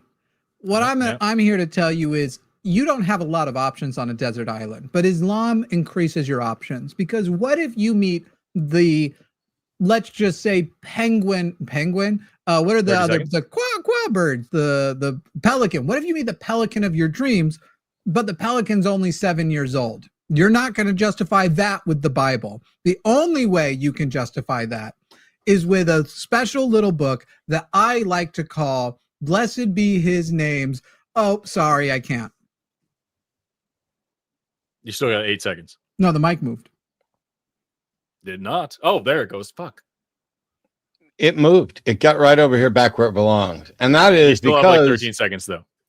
in those 13 seconds, I'd just like to say that more pages equals more toilet paper, more opportunities to read, more joints, more everything. And that's all that matters on a deserted island. There you go. Are you getting things faster than me? Because it seems like you're seeing it before I That am. anonymous $50 We're just way was quicker me. than you, Forrest. You haven't figured that You out yet? bitch. I was You- cutting my, I was trying to, for comedy timing, cut off me saying the word Muhammad. And so that $50 and it was accidentally anonymous was me. Also, I That's think why I Jimmy's do. watching Gotcha. them come in and counting it, whereas you're waiting for the actual fundraiser thing to update, right? And they take Yes. it's like always a little while behind. So Technically, Yeah, I'm the doing all fundraiser thing I four. have over on this screen, and it takes like 10 solid seconds after this thing happens over here where the money is. Speaking of timing, Speaking of it, Oh, it was very quiet. We could barely hear that was happening. Arden, will you ask the line who won? yep, give me a sec. I'll tell you, Matt, I almost started with the toilet paper, and the toilet paper one too. my first actual question when you suggested this is one that Forrest asked. I was like, are they written in English? Because if they're not, it's going to be really easy. Yeah. The Quran just becomes a big nothing at that point. They're weirdly both written in French. Oui, oui. Twist. It's a twist. wee. Oh, you gonna vote? I'm gonna vote. Oh, of course I voted. I voted for me. I'm always going to vote for me unless the other choice is Arden. And then I'm going to vote for Arden because then Arden will reward me with a hug. I justified masturbation and pedophilia, and you guys are voting for Matt? Technically, it was pelicanophilia, by the way. True. But they were still underage pelicans. Penguinophilia. Thank you. What'd you say? Penguinican? Is that what I said? Yeah, you said penguin and then corrected to pelican, so I've been calling it penguinican in chat. Penguinicans? Or if you're what's his face, Benedict Cumberbatch, penguinicans? Yeah. No one knows that. Well, I reference? know that he was No. Oh, you're no, talking I about- know I that he assume says they're just making penguins this up. like 20 different ways in this documentary. Penguins. penguins. All right. Penguin. The next one, people, is going to be, you've got a book. Whoever's book wins. All right. We're gonna leave the voting open for another moment, but it looks like Matt wins. So the Bible wins, but you find another book. Hang on, I'm gonna put the same poll on my channel so I can feel better about myself. Actually, that won't even work. I shouldn't have said that. I won't win on my own channel either. But now I have to because I said I would. Who won? Jimmy. I had the easiest part. I mean, is it really that satisfying to win when it's that easy? Were you I mean, relieved when you didn't have to do the? I was question? relieved when they picked you. That's what made it easy.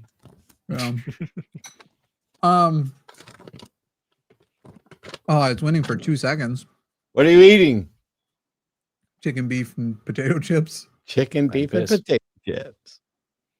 I Only ate. thing I can't eat. Or Unfortunately, I study had to food. eat. When I got up to pee, it was because I was feeling extremely sick. Which, I can tell it was because I needed to eat. I'm low on sodium and other things because of my medical problems. Anyway, all of that to say, then somebody made a joke in the chat about that. My girlfriend repeated that Jimmy needs to turn off his mic. We can hear him pissing, and I immediately was like, ah, shit. I thought I hadn't muted my mic. I had. They were joking. Because the moment I got off, as soon as I walked away, I was like, I was like mad shit talking how bad I feel and how much I was ready to leave. But I'm feeling much better now. Anyway, the next book is going to be the Book of Mormon versus Dianetics, of which there are no losers because none of us really knows what's in Dianetics. Have any of us read it? Have you read it, Matt? No. I have not read. Well, I did read part of a copy of Dianetics many, many years ago, but I have not read any updated, and I don't think I've ever finished it. So for those who don't know, Dianetics, just imagine Book of Mormon, but like aliens. Dianetics is the Scientology book. It is what I believe was originally admitted as a fiction book, and then later he realized it was actually scripture or something along that line. Written by, what's that dude's name? L. Ron Hubbard. I was about to say George R.R. Farton. So it's not That's true as well. Close really enough. Close. L. Ron from Rivendell Hubbard. That is kind of close. It is going to be the Bible versus the Quran, and we will begin the voting here at when the clock hits 48. I think that's about to begin. So wait, you just said Bible versus Quran. Sorry, Book of Mormon versus Dianetics. We are voting on the Book of Mormon. You can start casting your votes now-ish. We don't care. And we will go until 10 till. A reminder that if you vote at least $250, which no one has yet done, you can buy the victor. So if you donate $253, that'll be me, $255, Matt, $257, Forrest. You guys can vote for me to get the Book of Mormon. Guess what? I want it. Just so you know, in the same way Matt wanted the Bible, the Book of Mormon, that's my book. So go ahead. It will not be.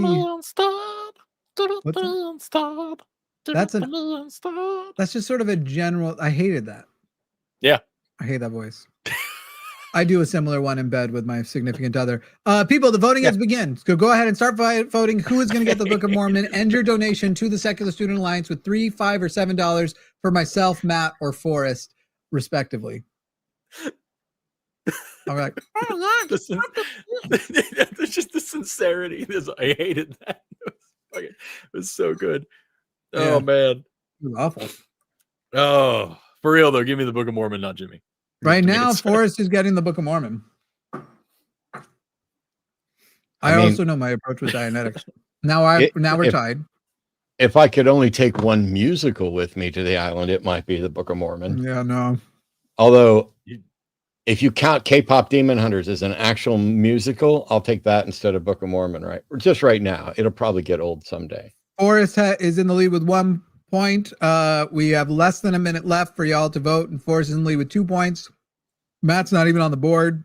Good. No one wants Matt to defend the Book of Mormon, which is funny because I don't know I've ever heard Matt comprehensively. I'm ahead by behind by 1. Matt's up by 1. I don't know that I've ever heard Matt's full thoughts on the Book of Mormon itself. I've heard him debate Mormons. It would be maybe we'll make that a donation goal. My thoughts on the Book of Mormon are completely uninteresting. Misty Nipples has overwritten the vote. The vote is now in, and I will be defending the Book of Mormon. I'm looking forward to it. All right. I'm looking forward to it. So you knew it was coming. Oh yeah. I'm prepared for this, guys. This is sometimes it's a job and sometimes it's my pleasure. That option was breathing so heavy, everybody knew it was coming, and it had to be censored by the FCC. That's right. I came out of my spine. Just still back to how dumb the Quran is. Oh man. So am I right, Forrest, that you've never read Dianetics either? No, I have not. Sweet. So no matter which one of us is defending this Dianetics thing, they're getting a newbie. All right. Yep. So if the winner gets at least 10, if the winner of Dianetics gets at least 10 votes, they must first read a 1-paragraph summary by ChatGPT of the contents of Dianetics and hold to it as though that is their scripture, which they believe in. So go ahead and start voting, and we will do it between now. We'll stop the voting at 7:53. You can just start now. Nobody cares. Actually, we'll say 54 because we already broke into the 1. If they get at least 10, Dianetics now becomes the one paragraph summary, and that is the scripture that they will defend as though it is their own.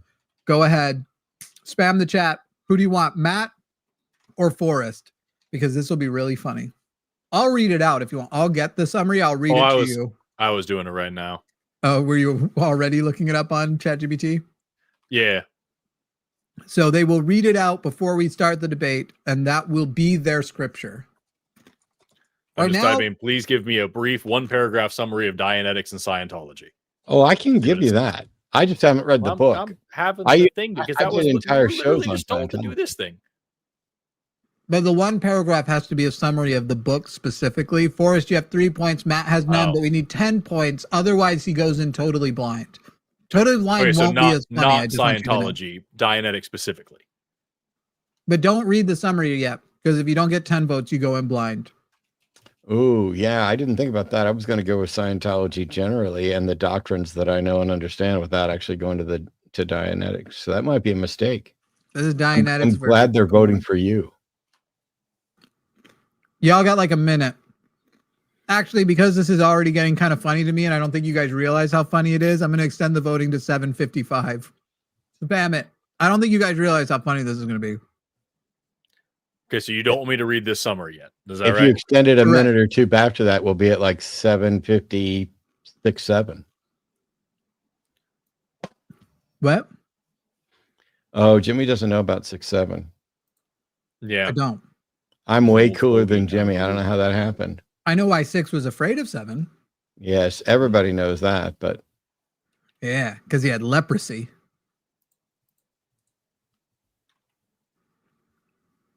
I thought it was funny. And I really thought Forrest would laugh at that. And I was surprised he didn't, because that's Forrest kind of joke. What did you? I wasn't paying attention. I was fixing this thing over here. That was it.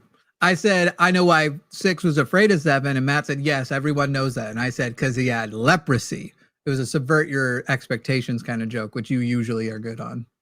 That is funny. And I would enjoy that. And once you explain them, they're even funnier. Yep. So you have a road and you have a chicken. But the other side is a vague phrase. People trying to gaslight me these days that was the original intention of that joke, and I don't believe them.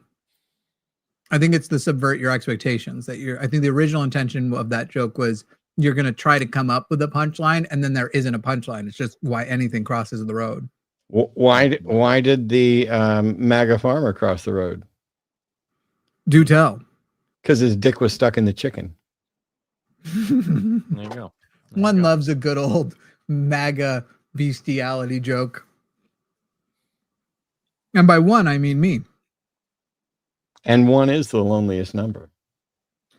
1 is the loneliest number. Come on, people. Is this all Forrest Dianetics? Did we get at least 10 votes?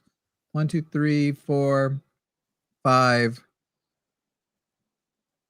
By the way, Misty Nipples, thank you so much. People, if you want him to actually know what he's defending going in, you're going to want to spam at least 5 more of those $7 votes right now. Remember, 100% of your donation goes to the Secular Student Alliance.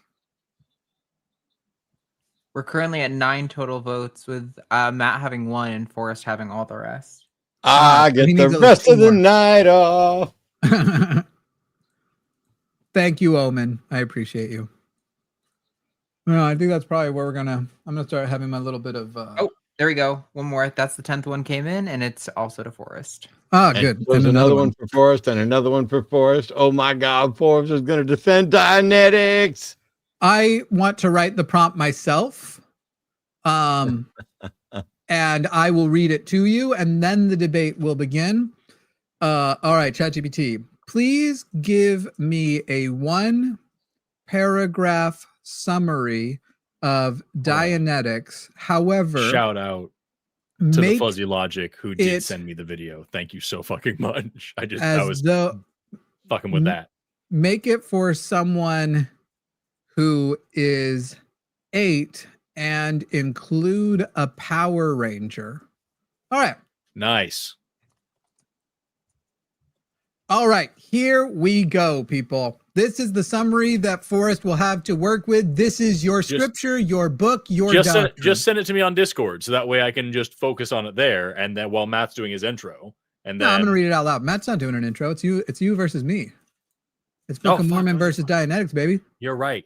I was gonna say, all right, fine, yeah. All right, and I will start because I'm in slot 1. So people remember, we'll be doing the $50 thing to move.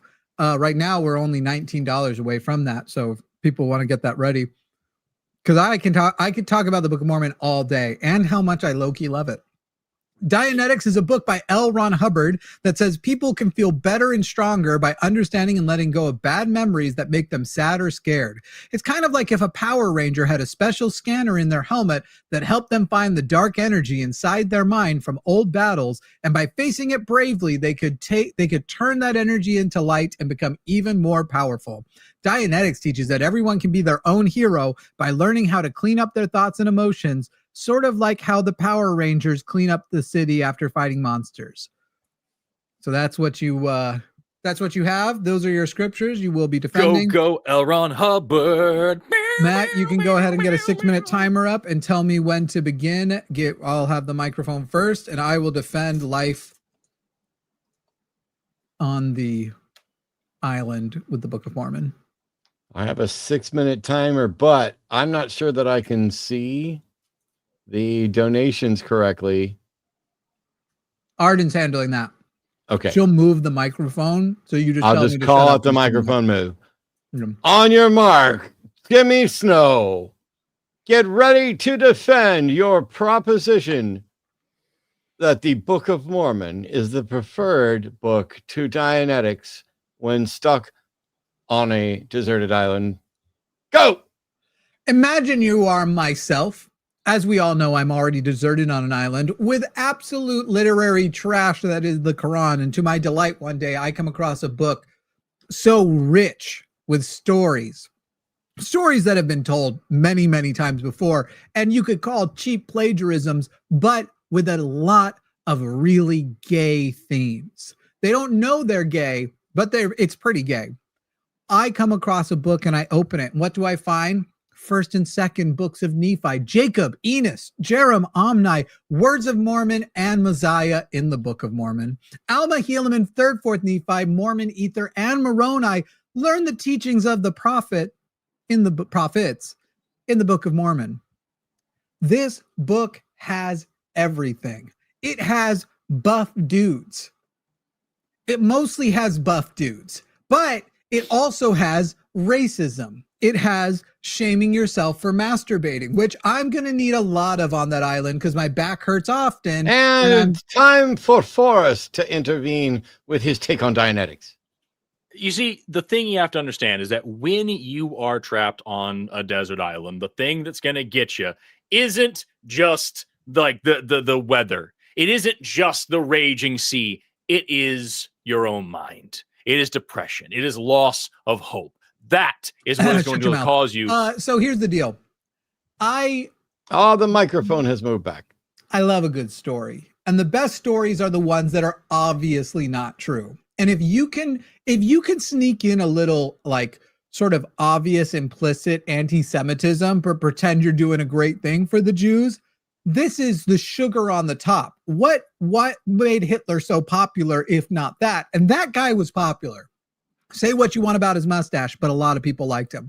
So imagine you've got this storybook. The stories aren't deep. They're not very good, but they pretend to be the history of the Jews, all while telling you it's the history of the Jews as passed on to the people that would eventually be what we know today as the Native American indigenous population. Now, does DNA make it very obvious that that isn't true?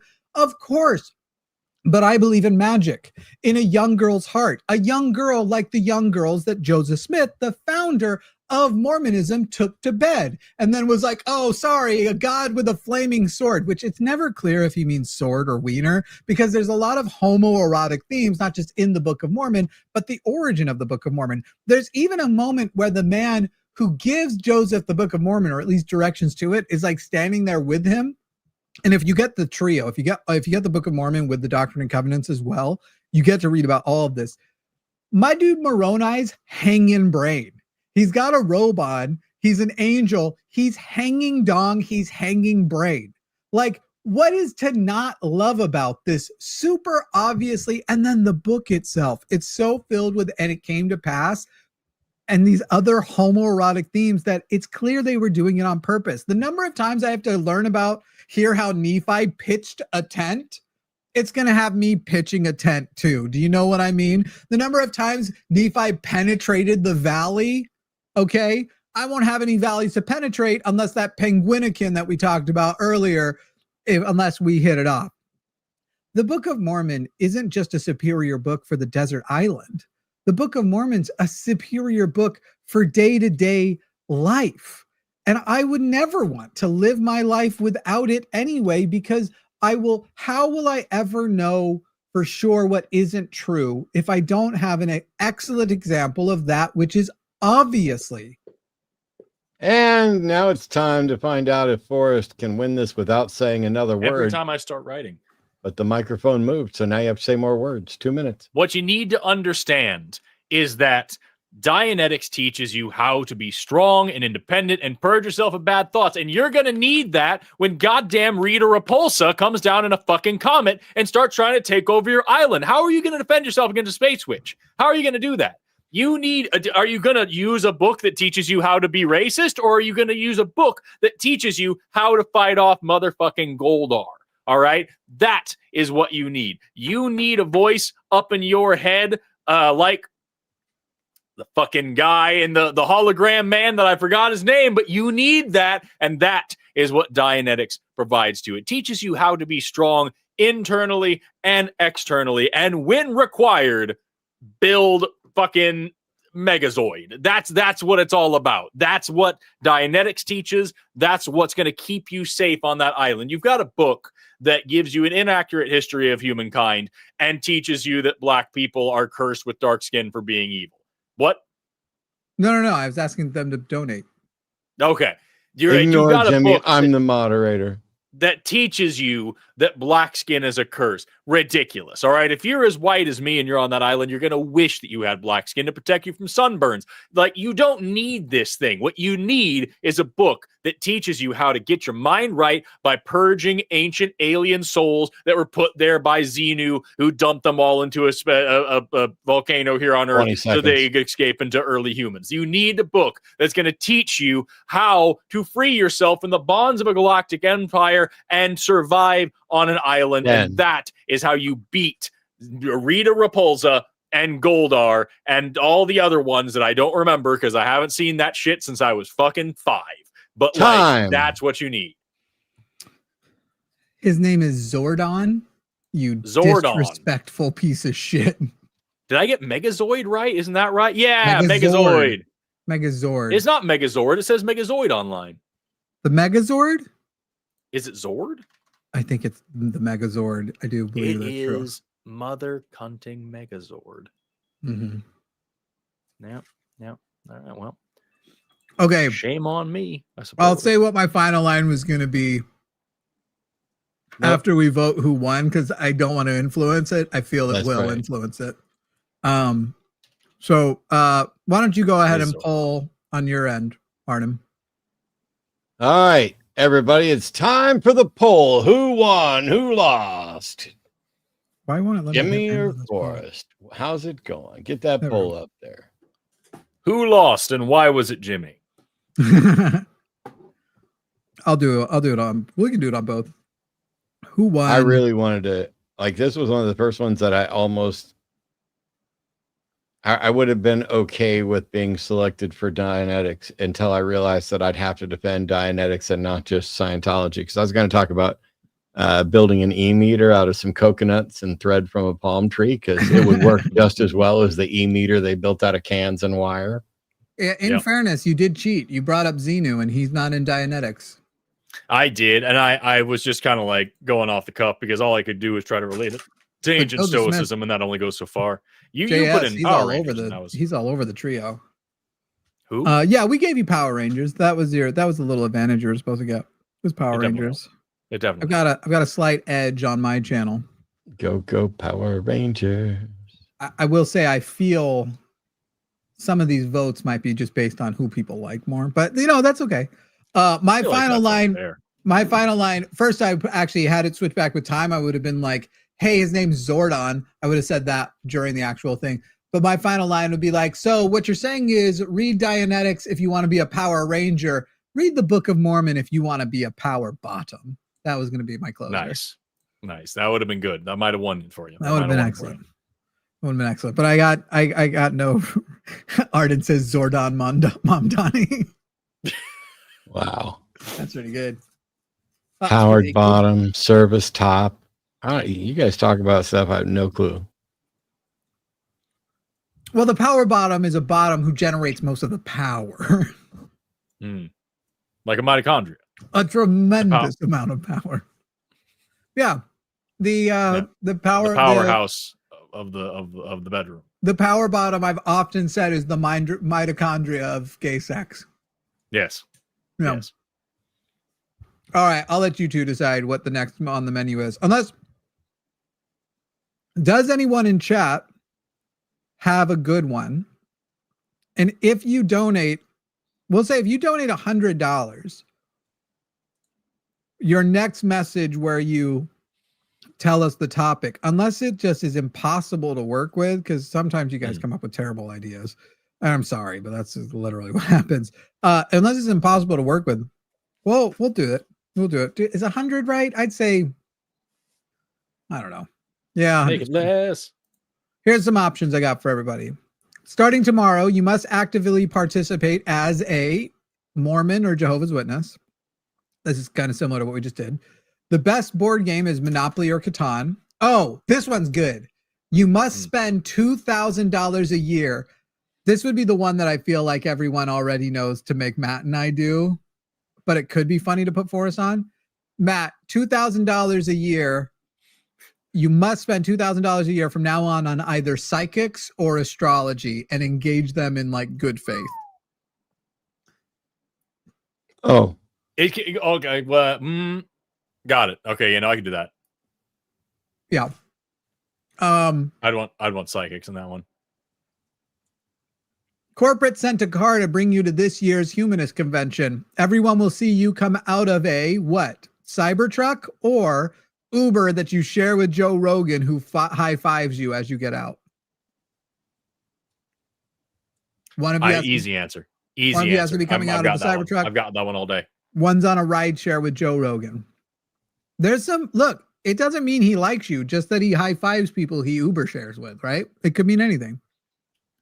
From now on, all your life's decisions are made by Alex Jones or Ben Shapiro. Congrats, you have 30 new roommates and they've just moved in. By the way, they are all dogs or cats. Can I just throw out there to Animal Lover in the chat, I double dog dare you to call in the next time I'm hosting, which will be this Sunday. Because if you're as good at debating religion as you are at fucking listening to what people say on this very stream, it's going to be a really fun call. It's going to be great. By the way, the curse you were referring to, he wasn't even referring to the biblical curse. Yeah, no, that's what I'm saying. I was talking about the Book of Mormon, and this fucking idiot thinks that I was talking about the Bible. But by the way, also, the Bible is also a pro-slavery book that condones and commands slavery front to back. And yes, as you point out there, yes, was used by white supremacists to justify slavery, the whole Curse of Ham thing. And the only argument you have is that they were reading the book wrong, even though the KKK today still reads it that way. Just saying, call in this Sunday, 7 p.m. Central Standard Time. I'll be right here on this channel on the line. Would love to talk to you. It'd be a lot of fun. I think you'll lose, though. So you know. Me or him? No, Animal Lover.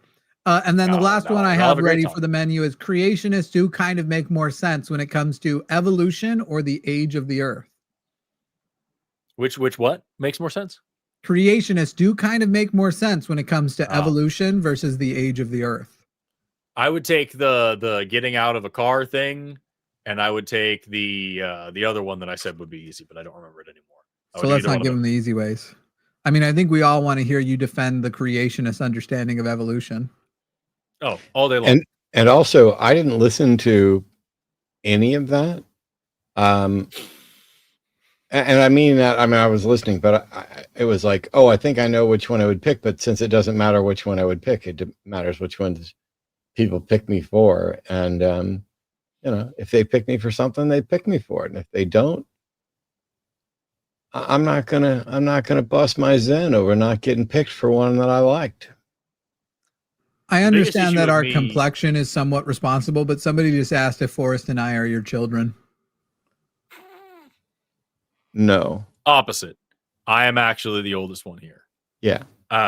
He just made a deal with the devil very early on. I didn't make my deal until I was much older. Don't flatter him. It's not that early on. He doesn't look that much younger than you. Come on. No, he puts on aging makeup, and I am about 45. Mm-hmm. He puts on aging makeup so that nobody will know that he technically still looks 22 when he made that deal. That's what it is. Bro, I love you, Forrest, but you look like shit for 45. That's what I'm saying. That's what I'm saying. Do you want to read my text to you today? What did you send me? Remember? Oh, the text earlier? Hold on. So yes, we're going to get back into it. I'm just needing a minute to reset here, people. But we're going to get in here, go back here in a minute. We want to definitely close out tonight with at least $15,000. Yeah, the first one. The rules one. Yeah. Yeah. Is there I want you guys to know what kind of friendship Forrest and I have. I want you to know that there is love and support and never threats. Now, if there's anything you want to contribute as far as suggesting new rules for Golden Mike tonight, speak now or forever hold your peace. And by that I mean, if you criticize the rules I come up with on tonight's show that I haven't suggested otherwise, alternatives, I can't read. By that I mean, if you criticize the rules I come up with on tonight's show and haven't suggested alternatives, I will murder you. And not one of those fun poison you in your sleep murders. I will take your skin and wear it. And then I suggested a lot of things, not limited to. There are several. Make it cheap to pass the mic, no more than $100. More motion of the mic is more fun to watch, and more donations come in. I suggested we don't flood donations before we start the game, because then people would have more money to donate in the game. But he didn't say. I also suggested consistently and exclusively refer to yourself as Jimmy Wimmy. Yeah. I had originally written executive Jimmy producer Wimmy, of Bimmy Fimmy Talk or whatever it is. Yes, I had originally written like Jimmy Wimmy, Bimmy Fimmy, but I thought that would be too long, so just Jimmy Wimmy.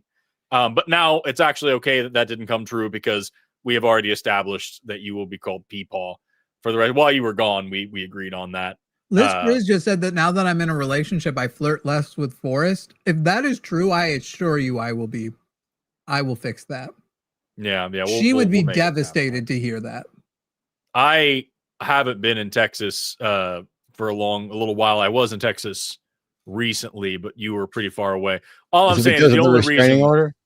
The only reason. Yeah, I like that I'm the one flirting with him. This man ran up the stairs of my house when I didn't know he was there to kiss me on the face on a stream. I did do that. Set a reasonable goal to make Zerba the logo. Set a reasonable goal to make me the logo. And I had a few others, but what reasonable goal should we set to make Forrest the logo for all of us?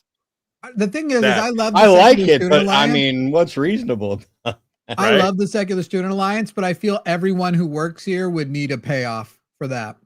It would feel like kind of shitty to everybody who works. Hi, welcome to the Hang Up on the Line. I'm Matt Dillahunty. I work for Forrest. Yeah, it's fun. I when I'm talking about doing the shows and running the shows, and when I'm presenting on the shows, I do feel like this company is like a whole, like a tight-knit family thing. And I feel like I'm really representing all the other hosts, and I feel like I've got a good bond with all of them. But when I am fucking with the channel and deliberately trying to sabotage it and make things stupider, I am only thinking of it as your business venture.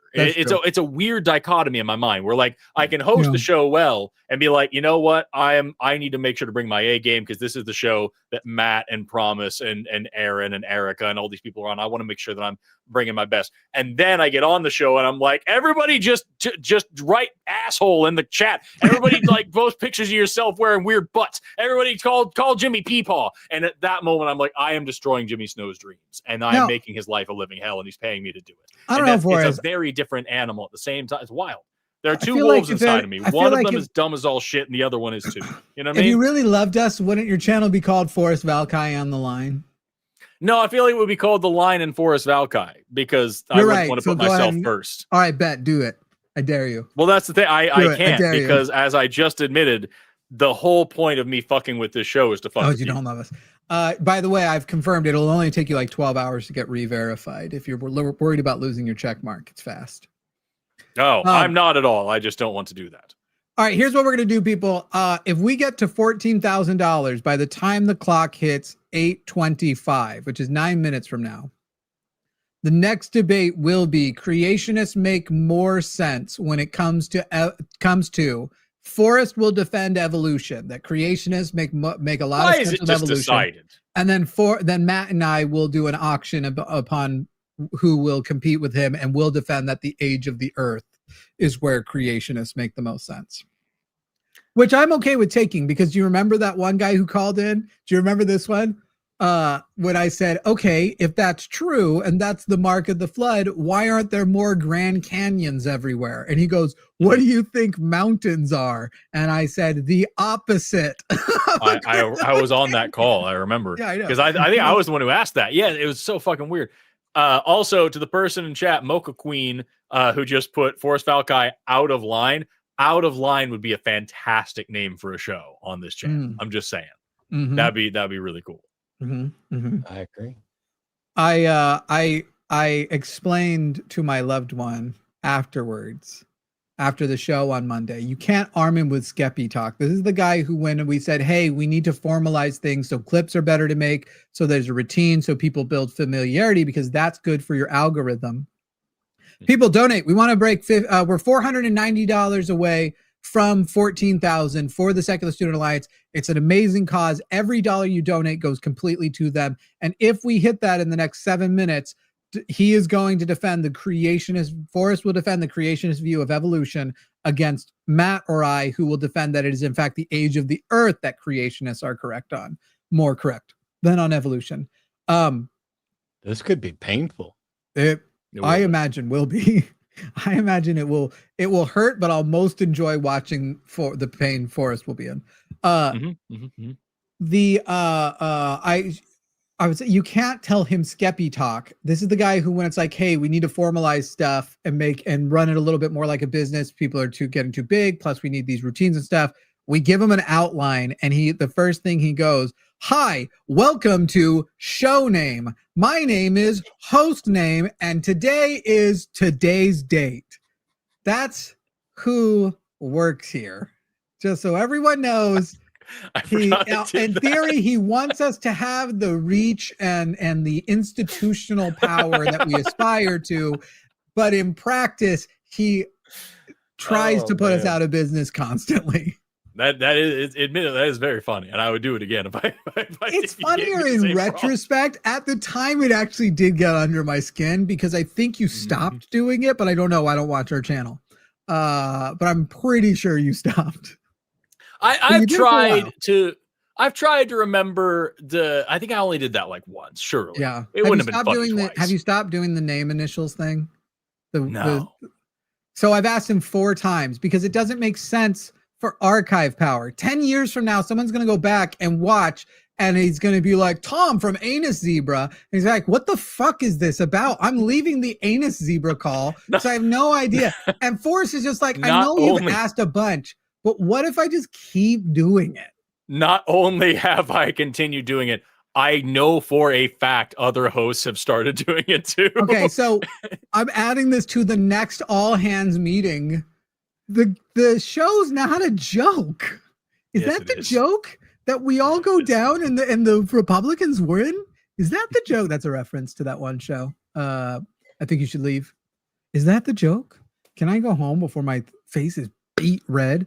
We are $200 and $340 away. Thank you so much, by the way. Let's give some all right, it is shout out time, people. let's go ahead and hit those donations, and we will get to the next debate right after we do. But we need to get this up to 14,000.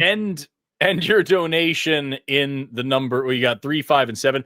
End your donation in the number 2 if you think that I should continue doing the abbreviation thing because it makes you a more loyal fan. This is and just so you guys know, because I talked to Forrest off screen, he is aware that asking audiences what is good for a channel or a business is a terrible idea, because if they knew the answer to that question, they'd have channels and businesses. That's not how it works. Right. The worst ideas, anytime, you'll notice YouTubers all the time ask, what would you guys like to see more of? And then the list of things are all so dumb, they never do almost any was of them.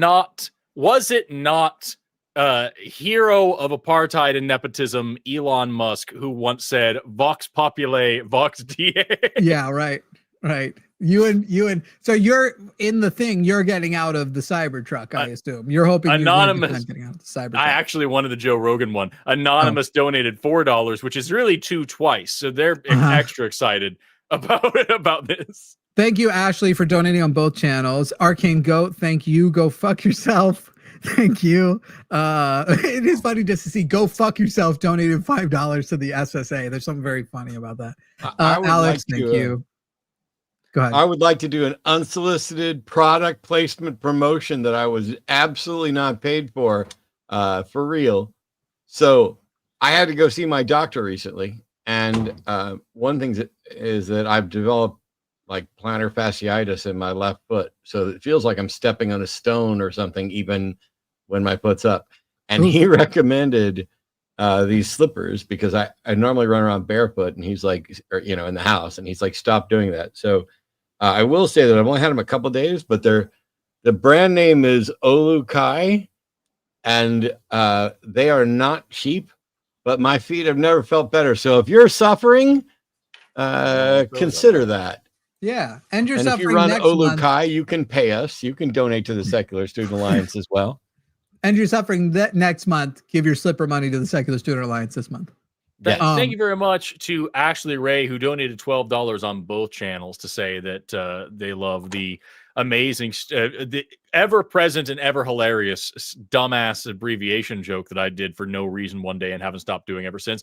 Joshua Everett, $42. Wait, do you do it on that other awful channel you do shows on? I do. At least there's that. So if you'll keep doing that over there to sabotage their longevity and stop doing it over here, that would be excellent. Actually, I promise. Implication that the acronym joke is the sole reason that we're going to lose to the Republicans. No, that was on purpose. It is the only reason.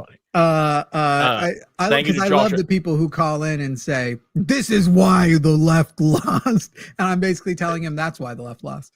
Thank you to Joshua Everett, who donated $42. Thank you to Master Blaster, who keeps commenting, bitching about how he proved Jimmy wrong and got blocked. I don't fucking believe that happened because it's weird that you would be doing this. Another Master Blaster got absolutely fucking wrecked the other night. Dude, his name was Greg.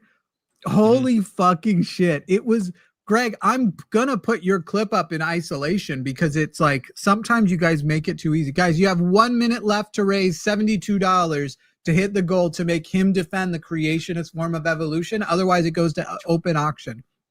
$2 from Anonymous, $12 from Arcane Goat, $20 from Shiloh Riley, the Unlucky Legume, $12. Very kind of you.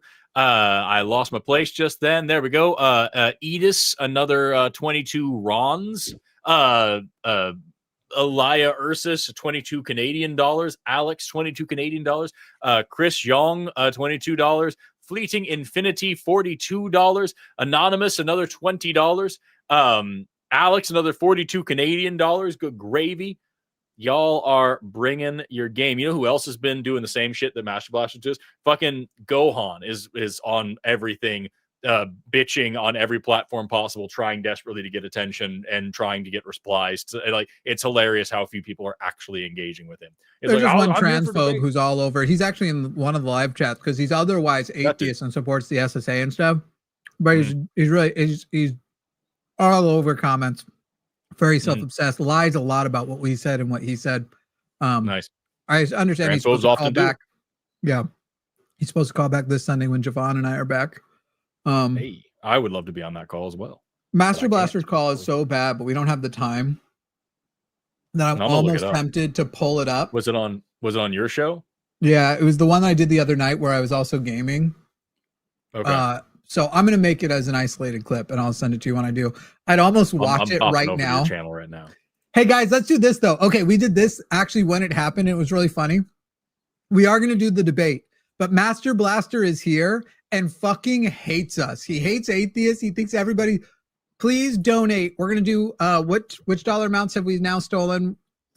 Please donate 2, 3, dollar 5, amounts 7. ending in a 1, and every dollar amount that you donate in a 1 for the next 4 minutes until 30 minutes past the hour is a donation in the name of Greg Master Blaster, There who you go. was so dumb. So how much money can we raise off of how bad at debate Master Blaster is? Even $1 or $11, $21, $31.51. Guys, literally, I'll do it. Fucking, I'm doing 11 because that's 2 1s. I've got the video pulled up and I'll be looking at that soon. Dude, it's so bad. I wish the game had launched by the time, because I didn't get to start playing until 11 p.m. because it hadn't come out yet. I would not have had to slow down. That's how bad it was. I would not have had to the guy who called after at least asked some like kind of thoughtful questions. He was still wrong, but he asked thoughtful questions. Master Blaster was like so bad that nobody would have had, like, you could have been playing the most competitive chess match and you would not have needed the extra brain energy to beat him. That's how bad he was. Yeah, keep coming. Oh, did you guys, Master Blaster, I think they blocked you on the Lines live chat. I think you got timed out anyway, but I don't think you're timed out on the Jimmy Snow in the line. If you want to go in there and complain, you can come say hi to everybody over there. Thank you, Isla, with $111. The way we will all get together to just shit post donations against somebody is my favorite thing. All right. I don't know if this is coming in anonymously, but I'm hitting the $11 right now. We'll see it come over in the next second or two. I can't see the check mark. Yeah, okay. It came anonymous. I'll show you. I can't tell when I hit it. I click the little square box where it obviously is, right by my wiggling middle finger there. I hit it, but it doesn't. Once you hit it, you can't see that it's checked. It just, so I can never tell whether I've checked it that time or not.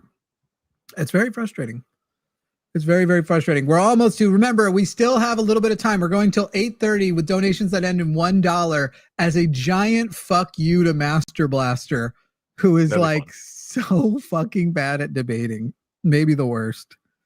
The guy who the transphobe I was telling you is saying you won't want to join because we've debated for, and let's just say I'm going to guess he won't join you Sunday. Well, it would be weird since we only do 2 hosts. So you are correct because it's not his night. But well, I am also hosting Sunday. I'm doing the Sunday show after dark, so he can just call me. He can get trounced by you two and then call me, and I'll be there for the rest. He can even, I'm not watching your show, so he can call and do the exact same arguments and just try from scratch with me. I'm guessing that's what he was gonna do before you even suggested it. I think that's the direction it was gonna go. I'm down with that.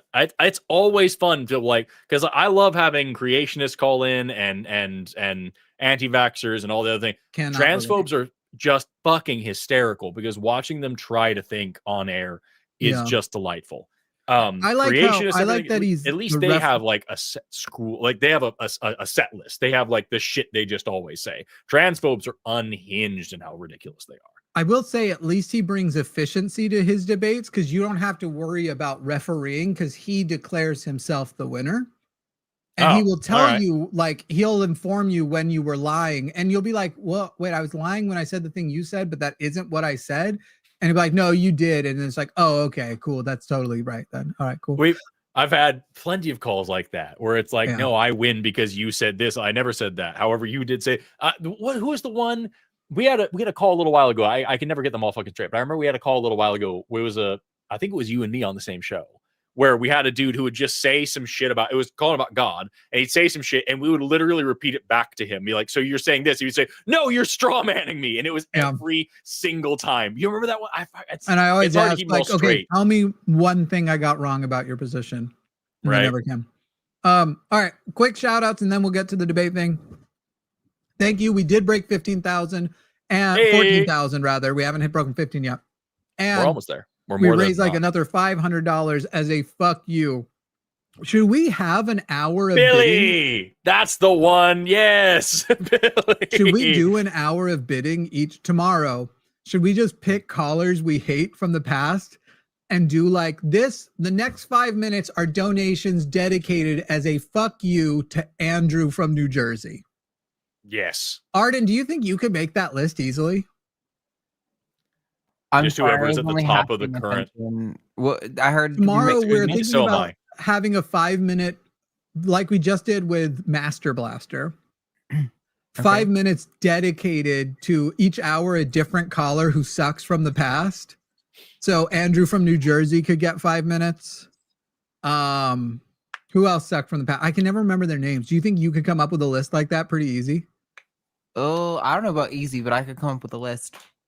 People should hit me up on my social. Get Mr. British on there. Just poll the fans. Yeah, that's what I was like. Yes. Fans know their favorite chronic toxic callers. It hit me up like on Instagram or you can email me. Mr. British, Steve from Jackie, Nebraska, Andrew Gohan, Tomris, who I got to chat with the last night. Mr. British, Kalasia, would you keep track of the list they're making in the live chats and just send it over on, if you don't mind? Ulrich. Oh, yes. That's a great one. This is going to be wonderful. By the way, a couple of shout outs here. Thank you, Robert, Charles, Shiloh, Legally Mod, Linkerton, Linkerin. Thank you very much. You are dedicated. Now, look, the nice thing is SSA does have international. They are doing international stuff too. So even seeing y'all coming from New Zealand, it all pays back. Shiloh, Charles, Silly Spaghetti, Barbara. I do remember Emmanuel. Oh my God, Emmanuel was a sad situation. Yeah, that Isla, Aries, Jolene, Thomas, Cornjob. And then there's Powder Emperor. Something that was a great one. Who is the flat earther with the duck reference? There's like fuck. Yeah, it was Powder Emperor too. Verna Smith, Vegas Pam. I don't remember. I remember he's got his own YouTube channel where he puts clips of us up there. He's like, I debated them, and I don't remember his name though. Powder Emperor was hysterical. Was Jackie the chef, the 7 day? Yes, Mr. Yum Yum and all that. Thank you, yes, Omen. Appreciate you, Mr. Yum Yum. Trav, Zero Sub. I remember the one time I actually got Mr. Yum Yum just to go. I was like, I'm not even gonna mute you. Just say everything you need to say, and he just had nothing. He doesn't know what to do when he isn't getting banned and kicked off the show. And all he had was this whole just fucking, I served you something delicious. That's what the whole thing is. It's like I don't know what was going on with it. No pronoun Stevie. That sounds familiar. I just want to pull the chat who's here right now. That's the flat earther. Will you pull over there too? If Jimmy says Tommy McMurtry, do you all know who he's talking about? Because I would love to do a Tommy McMurtry 5 minutes. Oh yeah. Oh, you want me to put that poll on the line? Yeah. Do you Tangelo, fuck that guy. I think he's the only one I probably wouldn't do because I regret you even saying his name right now. That's how little I want him to maintain any relevance in anybody's mind because he sucks that bad. It is funny to watch every new. You could just copy and paste it. He just slithers in. He's just so fucking desperate for attention. Yeah. I would be fine if he just moved to Mars. I did another show a little while ago, and they're like, "Oh, we have this guy who calls in all the time." I'm like, "Don't fucking take his calls." I told them I have a bunch of shit about him. It was like, "Fuck that dude." Every time a new call-in show pops up, he tries to see if he can get in. Mm-hmm. That's all he has. It's just a sad, sad life. Ma'am. That's still a nice showing. It's nice that it's coming to between 10 and 15% on both channels. But that was like my proudest day. That was, if you go to TommyMcMurtry.com, you'll find a bunch of sexy humanoid pumpkins. I do know that. You've told me this story. Yes. Yeah. Okay. Yes. I didn't recognize the name right off the top of my head. I'm not saying Tommy McMurtry is sexually attracted to pumpkins. We just don't know. We don't know. The world may never know. G-Man is a very fun one. Yes. Oh yeah, I forgot about G-Man. All right, I think we're gonna do that tomorrow. We'll definitely have some dedicated fuck yous. But now, in the meantime, it is time for Matt or I to debate Forrest on whether or not creationists know their shit the most when it comes to, he's going to defend evolution and we're going to say the age of the earth. So if you want, we'll give you until 8:40, which is 4 minutes from now, 8:40 to either vote a bunch ending in 3 for me or 5 for Matt. I'm going to be honest. I'm going to vote for Matt because that's what I think. I'm just going with what I think is funniest. Plus, not to sound like a whiny bitch, but here I go. You guys are going to vote that the other person won if I'm the other one anyway. So let's actually make it competitive. Forrest versus Matt could go either way. Me versus someone, you're going to vote for the other one. We know this. Get out of here. That Book of Mormon defense was solid. Let's be clear. I really got, what's a famous like law case where that happened? Anyway, start voting now, ending in either a $3 for me or $5 for Matt. Well, it's a famous law case where the person clearly got shafted, where they totally won, but somehow they still found him guilty. A sort of opposite of OJ situation.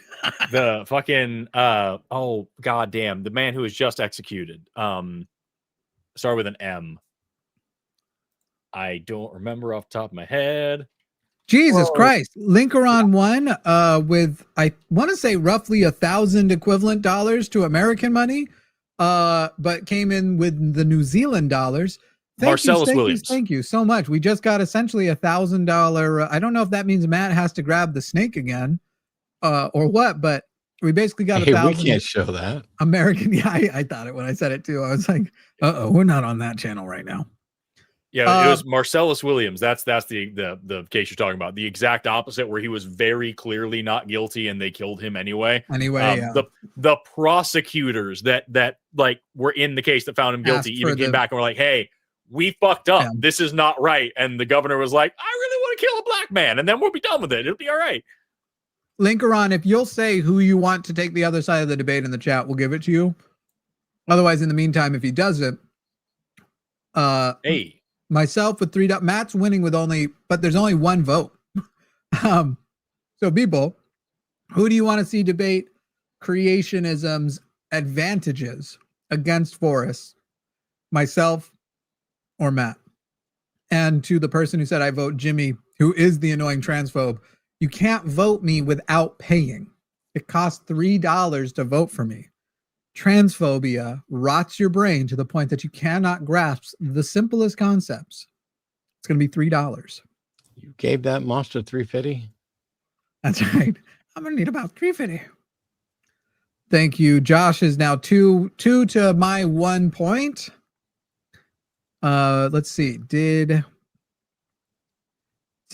And make sure you stop by tomorrow, Lincoln. We'll have instructions in the chat of how you'll be able to prove obviously who you are, where you'll send an email. We'll send you a link so you'll be able to get that exclusive merch for free. Arden, are you doing a good job of keeping track who's winning? Because I'm not. Yep. Who's winning? It was Matt, and then you just took the lead. By how much? 1. By 1. People, get it in right now. Oh, now by 2. Shit. Matt's would be funnier. I don't really have that much for it. Also, it's an easy. Matt hit his vape a minute ago, so I don't think Matt's going to be that funny. That actually sounds way funnier to me. Okay. I got busted. I went to fade to black just so nobody would see, and somebody immediately was like, "Matt just hit his vape." We literally know what you're doing. Facts. It's fucking Friday night. We're raising money for the Secular Student Alliance. I'm the youngest guy here, the smartest guy here, the funniest guy here, the sexiest guy here. True, I got more riz than everybody else here put together. Why shouldn't I hit my vape? Why shouldn't he? Are we tied right now? I think we're tied now, right? No, you're still leading. Oh, yeah. I just saw a bunch of $5. Make Jimmy work. I'm still leading. I just saw like a bunch of 5s then. I know, because 3 of them were mine. Okay, now there's more coming in. Hold on. Oh, that's another Matt. That's 2 more Matt. Okay, I think I can stop donating 5. Why do you And people hate me? I'm gonna not count any of those if you do that. I already did it. It's already done. 840 and Matt is 1. Nope, Matt you could have spent no, $5 a pop. Actually, I can't remember. Who knows how many other 5s there were? So I guess you have to do it now. Go for 1, it. 2, 3, 4, 5, 6, 7, You 8, said 6, 9, 7. I win. 10, 11, Damn it. 11 to my 1, 2, 3, 4, 5, 6, 7, 8 to my 8. Sorry, Matt wins. We had a recount. Little bit. Actually, what's funny is Matt wins. We would have tied if I hadn't paid. So it still would have kind of happened. Well, yours count as hanging chads. Yeah. Yeah. I wanna. Does that make you Al Gore? Oh, you know what's funny is Linkaron just said he wants Matt anyway, and we said Linkaron could pick it anyway. So There you go. it's all coming to Matt. All right. So who goes first? Let me see who I have listed here. I think Evolution goes first. Yes, Forrest will be the one starting. So from this point forward, every time we go another $50, right now we are 49 away. The mic will swap. Let me do this. Let me get into I almost just said my pin out loud. I felt myself begin to my tongue to just, here's how to get a mic. And I'm phone, explaining everybody. why creationists are making sense, right? Creationists do kind of make more sense when it comes to your evolution, and Matt is the age of the earth. Got it. That was a very Alex Jonesy kind of grunt. Yeah. So people remember, we're going to be donating to move the mic between Forrest and Matt. And Forrest, you may begin in 3, 2, 1, go. I want you to consider what a recessive allele actually is, right? When we talk about having a dominant or recessive allele, like what actually is the thing that makes an allele recessive or dominant in the first place? Well, what's important to remember is that around 80% or so of the genes, the coding parts of your DNA, the genes in your body, they code for enzymes. Now, remember, an enzyme is a type of protein that causes chemical reactions to happen faster. It catalyzes chemical reactions. It makes things work better by lowering the activation energy and like facilitating things in your body. And there's lots of ways this can happen. The key is that a recessive allele, more often than not, is just a non-functioning mutation. It's a mutation on that allele that codes for that enzyme that causes it to be non-functional, or at least not function very well. And so what you've got now as you know, diploid organisms, we've got 2 copies of our chromosomes. You got 2 copies of the same gene, 2 of the same allele. If one of them doesn't work, then the other one has to fill in. And sometimes it can, but sometimes you get what's called haploinsufficiency, which means that single allele doesn't do the job to produce enough enzyme to fill in the gaps, and you end up with a recessive trait being, or if you have heterozygous, whatever, but like you end up with this kind of graded phenotype coming along. And if you're homozygous recessive, then you just have this purely recessive trait coming out. That's not always a great thing. One of the reasons why we know that inbreeding is bad. I'd like to point out that Matt, the you're subject muted. of this debate is whether creationists are more right You're about muted. evolution. I can hear him. No, I'm not. Don't worry, I'll give him an extra 15 seconds. I hear him. Yeah. Everybody hears me but Jimmy. Oh, I do hear. Okay, I was the problem. It's fixed now. All right. Sorry. Hi, Taylor. I'd like to point out that creationists make the most sense on dating rather than on evolution, because evolution requires vast expanses of time. And the creationist model, especially the young Earth creationist model, is that the Earth is only 6 to 10,000 years old. The day age model suggests that it could be old enough, but the thing is, God can't do anything. And so what you have to understand is that with this haploinsufficiency model, one of the reasons we know that inbreeding is bad, for example, is because it increases the frequency of these recessive alleles. These recessive traits are usually deleterious. So here's what I ask you.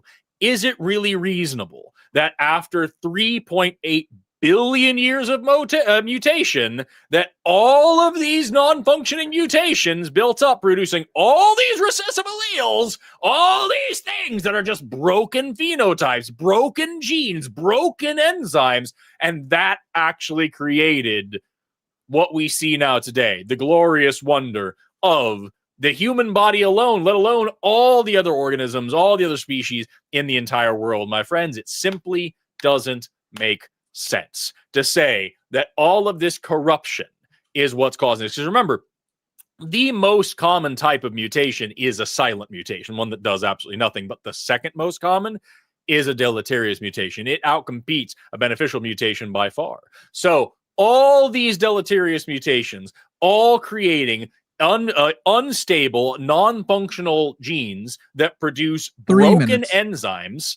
And then you have haploinsufficiency not accounting for that, not accommodating for that, not compensating for that, leaving you with broken phenotypes like, for example, my light skin and my blue eyes. This right here, this is proof that evolution isn't real right here, because there's no way something this hideous could have come about by natural processes. It would have been purged out very early on. The only way that we could get to a situation like today, where we have so many broken alleles, fucked up mutations, so much junk DNA, all of this to just detritus in our genetic code, and hideous monstrosities like me, is if a cruel, unjust, stupid God farted it all into existence. That is the only way that we can get a world this broken, full of creatures this fucking stupid. So that's really what it boils down to. There's no way that evolution can account for things like me just creeping around in a world so full of dumb, terrible alleles. Shut up. Thank you so much, Father, for granting me this moment. Everything that man said is a damnable lie from the pit of hell and Satan. Let me tell you right now, the creationist model cannot account for the diversity of life we see and is contradicted by evolution at every point. However, with regard to time, they are dead on, because God can do anything he wants with time. He can create things looking old. And by the way, what is time anyway? Is this some abstraction describing motion? And is it just relative? And if it's relative, which relative is it? I'm going to say that time's relative is the Father, God the Father, and that's why creationists are better on the issue of time. God the Father exists outside of time, can control time, can make things look as old as it wants, and it's a perfect model that accounts for everything we know and understand about time, including the models of time where time is non-existent, just like the God that didn't exist when he made time.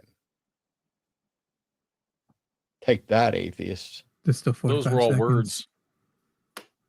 They are words, and those are words that come out of my brain because my brain fuzzes and fizzles, just like a Mountain Dew. And in the grand scheme of things, we're comparing two models: a model of the diversity of life where theirs fails, and a model of time where theirs can account for absolutely anything. And therefore, they must be more accurate on time than on anything else. Well, there's still 13 seconds. People, there's 13 seconds, but you know what 13 is? 6, 7. That's true. It's true. That is true. Somebody needs to drop $50 for that. There we go. $67 for that 6, 7. That's what it needs to be. Yes, and that's all right. That's the time up on that. All right, let's find out who won. Go ahead and pull the line over there. Right now, I'm pulling Jimmy Snow as on who's going to be our. Ethically compelled to remind everybody that, like, there are obvious answers about why what I just said isn't fucking accurate. Everything I said was scientifically accurate except for the conclusions. That is how recessive alleles work. But like, I'm not even on the screen. There we go. But holy shit, that isn't what that. None of that made any sense. Forrest Nothing what I that said. The people who are going to clip him are going to include this part of the clip for some reason. No, I just want to make sure everybody, because if you're at home and you're scratching your head about that, it's like, oh, you use a lot of big words. Because I know we got people on both sides. After we have the poll about who won, and I clearly win, can we do a second poll to see if Forrest won the after debate where he got to redo the debate afterwards and I didn't say anything? I'm just saying, it's literally my life's work, and I need people to understand. Well, in a way, he was almost shitting on himself, though. He was almost talking against himself. I don't know if he was redoing it. All right, we're looking at, let's see. If I accidentally make a creationist, I will. Arden, have you heard this? That's why I refused to debate abortion on the pro side when I was a kid. Have you seen the thing in live chat? Is that true that caller is now called Hannah? Okay. I don't know completely. This person called in trolling hard about that a lot. Mhm. But after a certain point, they did consistently call in using that name. It still feels like a troll to me, but when you're doing it every single time, now it's kind of like, okay, maybe that is serious. I don't actually know. Out of an abundance of I heard caution, the we'll same just thing and I wasn't sure. take them off the list of because they already aren't allowed to call in anymore, right? Or did they get banned? What Yeah, happened there? correct. Yeah. They As have I to- recall, I feel like I remember talking to this person in the screening room asking why they were trying to bypass their ban and call in as a different person. yeah, I think that's what it was initially, and then they just kept reusing it, so it was kind of hard to tell. Like, did we crack an egg or Right. Mhm. But person? Andrew from New Jersey won heartily anyway. So, people, we are ending the stream at 9 o'clock, which is 9 minutes from now. This is going to be fun. We are currently at 15,844. Whatever number we end at is the number that the next time Andrew from New Jersey calls any of the 4 of us, we are going to let him know that he raised that dollar amount. Go ahead and start right now. 15,844. Every donation between now and 9 o'clock will be considered, which is 9 minutes from now, a donation as a go fuck yourself Andrew from New Jersey, who is utterly horrid in beliefs. He is a 19-year-old incel who on my show said the reason he doesn't have a girlfriend is because of how terrible girls are. Calls into Chewed Gum and tells them about not deserving abortion rights. Was he the lower the standards guy too? Do you remember, Arden? He has said some Probably. whack ass shit. I don't think he was the lower your standards guy, although that does sound like something he would probably think and agree with anyway. Right. I Because he seem is to 100% recall incel. he also either didn't know or didn't believe that like Jim Crow was like a bad thing or something like that. It was a whole thing. He said so many crazy things that right now it's like, I know he said something crazy in this category, and whatever we guess, even if it's wrong, won't be worse than whatever the correct answer is. So I would love to get this number well over $1,000 if we could. By the way, if we hit 17,500, then we're halfway to whatever our $35,000 goal was, which is the LineCon Online Live thing. Remember that we need to raise $42,000 of cash from donations. It's going to get a little bit confusing over the day tomorrow because some of those matches will come in during. But if we hit 42,000 of our donations, the matches are going to get it up to 50,000, and then we're going to get to 60,000. Every donation you make has a 20% bonus on it, thanks to Phil and Robin Ferguson from the Phil Ferguson show, who is giving up to a 20% match up to a total of $10,000 on his part against 50,000. So lots and lots of good reasons. But you have 7 more minutes to make this number as high as fucking possible. Right now, let's see, what would that have been? 156 from. So right now we only have a mere like $260-ish, $72-ish. I would love to tell him, Andrew from New Jersey, you're on the line. And before we get started, we just want to make sure that you are aware that in the name of people wanting you to know that you suck, we raised X number of dollars for Secular Student Alliance. Y'all picked in the poll, at least over on the Jimmy Snow and the Line channel, who we're doing. I hope everybody who voted is willing to at least put $1, as long as they have $1. Go ahead and flood it with donations between now and 6 minutes when the stream is going to end, so we can tell Andrew from New Jersey how much money he raised. Chat said Hannah has called using different names with still she, her pronouns, but has also called Dr. Ben as a Hannah, she, her, and misgendered Dr. Ben. Mhm. So I'm gonna say that. Oh, and called back as Jackie after using Hannah. I'm like 90% sure they're still a fucking troll, but right. whatever. There's no good reason. Yeah, to take them that's kind of what I say got from that it. for Like everybody was just calling them Hannah out of principle because they said this is my name, these are my pronouns, and we were all like, okay, because this is what we're promoting, we're gonna do that. But it was, in my opinion, it seemed like it was kind of like just, I'm gonna get them to do this to prove how crazy the liberals are, and like, right. You know what I mean, right? That they'll just take my word for it. And this is going to prove, Yeah. see, I don't even have to prove anything. We are only up to $467 I'm going to prove that they're so loving far and from- accepting and kind people who take care of others without necessarily needing to understand them. Those fucking idiots. Yeah. So far, we're only, I think we just broke about $500. Surely we can break $1,000 in Go Fuck Yourself, Andrew from New Jersey. Surely we can do it. Is it true that Andrew Wilson called in? There is an episode, there is a clip, and there might even be a couple, but there's at least one clip from Chewed Gum that we have identified that I would say with certainty is him, as certain as I can be with that amount of evidence, right?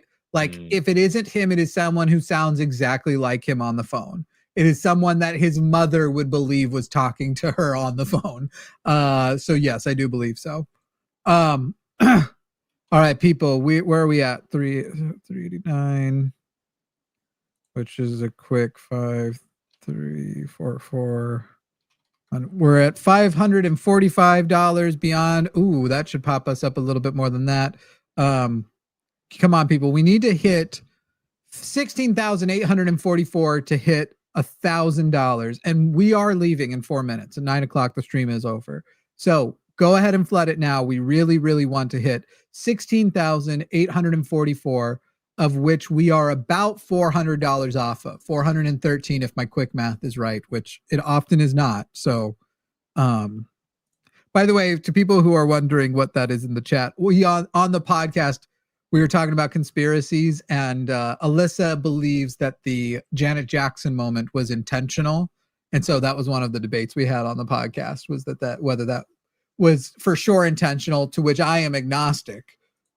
Anyway, that's why they said the thing about the titty in the chat. Thank you so much, Shiloh, Jesse, Alex, Jolene, Isla, or Ayla, however you like it. Corey, not like it, however it is. Kayan, what if both of them are wrong? Jed, thank you. Robert, Aaron, Charles, Silly Spaghetti, Shiloh, Alosa, Aaron, several anonymous, Edith, Streef, Blind Limey. Hey, it's Blind Limey.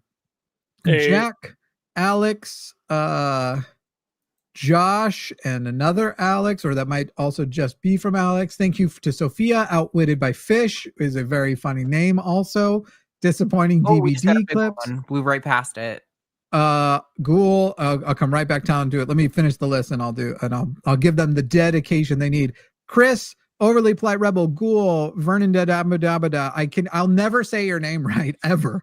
Oops All Bones, Ahsoka Neri, Ashley, thank you. And the big one that we just got, let me come down to it. Thank you so much to Idiot Iconoclast, who donated $413, getting us over the $17,000 mark. You still have 2 minutes. Thank you, Linkeron, for another $50. Robert, Jesse, we already said Jesse, Overly Polite Rebel, and Mark. Let me see where we're at right now. Thank you so much for that. Love to see it. 17,034. Actually, I'm going to do it just against the 17,000 because it's easier to do quick math after that. 6,996. I'm literally doing this like the old-fashioned way you learn to do it in school. $1,156 plus the 34 would take that to 1,190 so far. 1,156. You still have just a couple of minutes, and we will end on the reveal of what. To the next time Andrew from New Jersey calls, we will make sure to go out of our way. Arden and Luthien and Luxander will help us keep track of it, to let Andrew from New Jersey know that in the name of him, we raised over X number of dollars, or at least X number of dollars. By the way, if you are watching this on replay, the donate button will still be live all through the month of October. If you got to the end here and you want to put money toward it to help out the Secular Student Alliance, you can do so right now. Do the two of you have anything you want to say in our last minute as we are live? No. All right. That's just thank you. Yeah. Thank you all. Yes. Yeah, thank you all so much for donating and supporting such an amazing cause. Education is super important, and atheist community is super important, and having this resource for young people who are trying to pursue higher education and feeling alone and scared and distant and in need of some community is just unbelievably huge. And thank you so much for being such a big part of making this dream a reality and helping the people who need their help most, because they can become the scientists and the doctors and the engineers and the lawyers and the great people of tomorrow. You are making the world a better place, and we're happy to be a part of that. So please tune in for the rest of this live stream tomorrow, the rest of the fundraisers tomorrow, and then also for me, Central. There you go. And also for me on the Sunday show after dark this Sunday, where I will be debating apparently this transphobe person that called it, and also Valkai or whatever the fuck from Skep Talk that said that they would call in again this Sunday and try again. They said they couldn't figure out how to call in with the phone number on the bottom of the screen the whole goddamn show. But they said they'd try again. So like tune in this Sunday and see those things happen. It'll be a lot of great. Arden and Luthien, a lot of great. It'll be if you'll write down the number 1,323, that is the amount of money Andrew from New Jersey just got us, taking us to $17,167. Well on our way to the 50,000. Tomorrow is the big event. We will look forward to seeing you then. By the way, I think you'll both find this amusing. We went to a coffee shop earlier, Luthien and I, and the coffee shop person asked if we have plans for the night, and I said, "Oh yeah, we're going to a fundraiser." And she said, "Oh, that's fun. Are you going to go hang out, or what are you doing?" I was like, "I'm actually running it." And she goes, "Oh, what's it for?" And I said, "It's Secular Student Alliance. It's for basically non-religious kids to also have communities in college and high school and stuff." And the look on her face went from like smiling, where you could tell she was actually interested, to kind of terrified, like abject, like, "I wish I hadn't asked." She was trying to still smile through it, but you could see in her eyes the way it changed. And that's kind of, people, why it's important we do this, because that attitude is still out here. So thank you all so much for watching. That's it for us. And we will see you tomorrow at 1 for the big event, for the big one where we will try to get the remaining $33,000 for the Secular Student Alliance. Goodbye, everybody.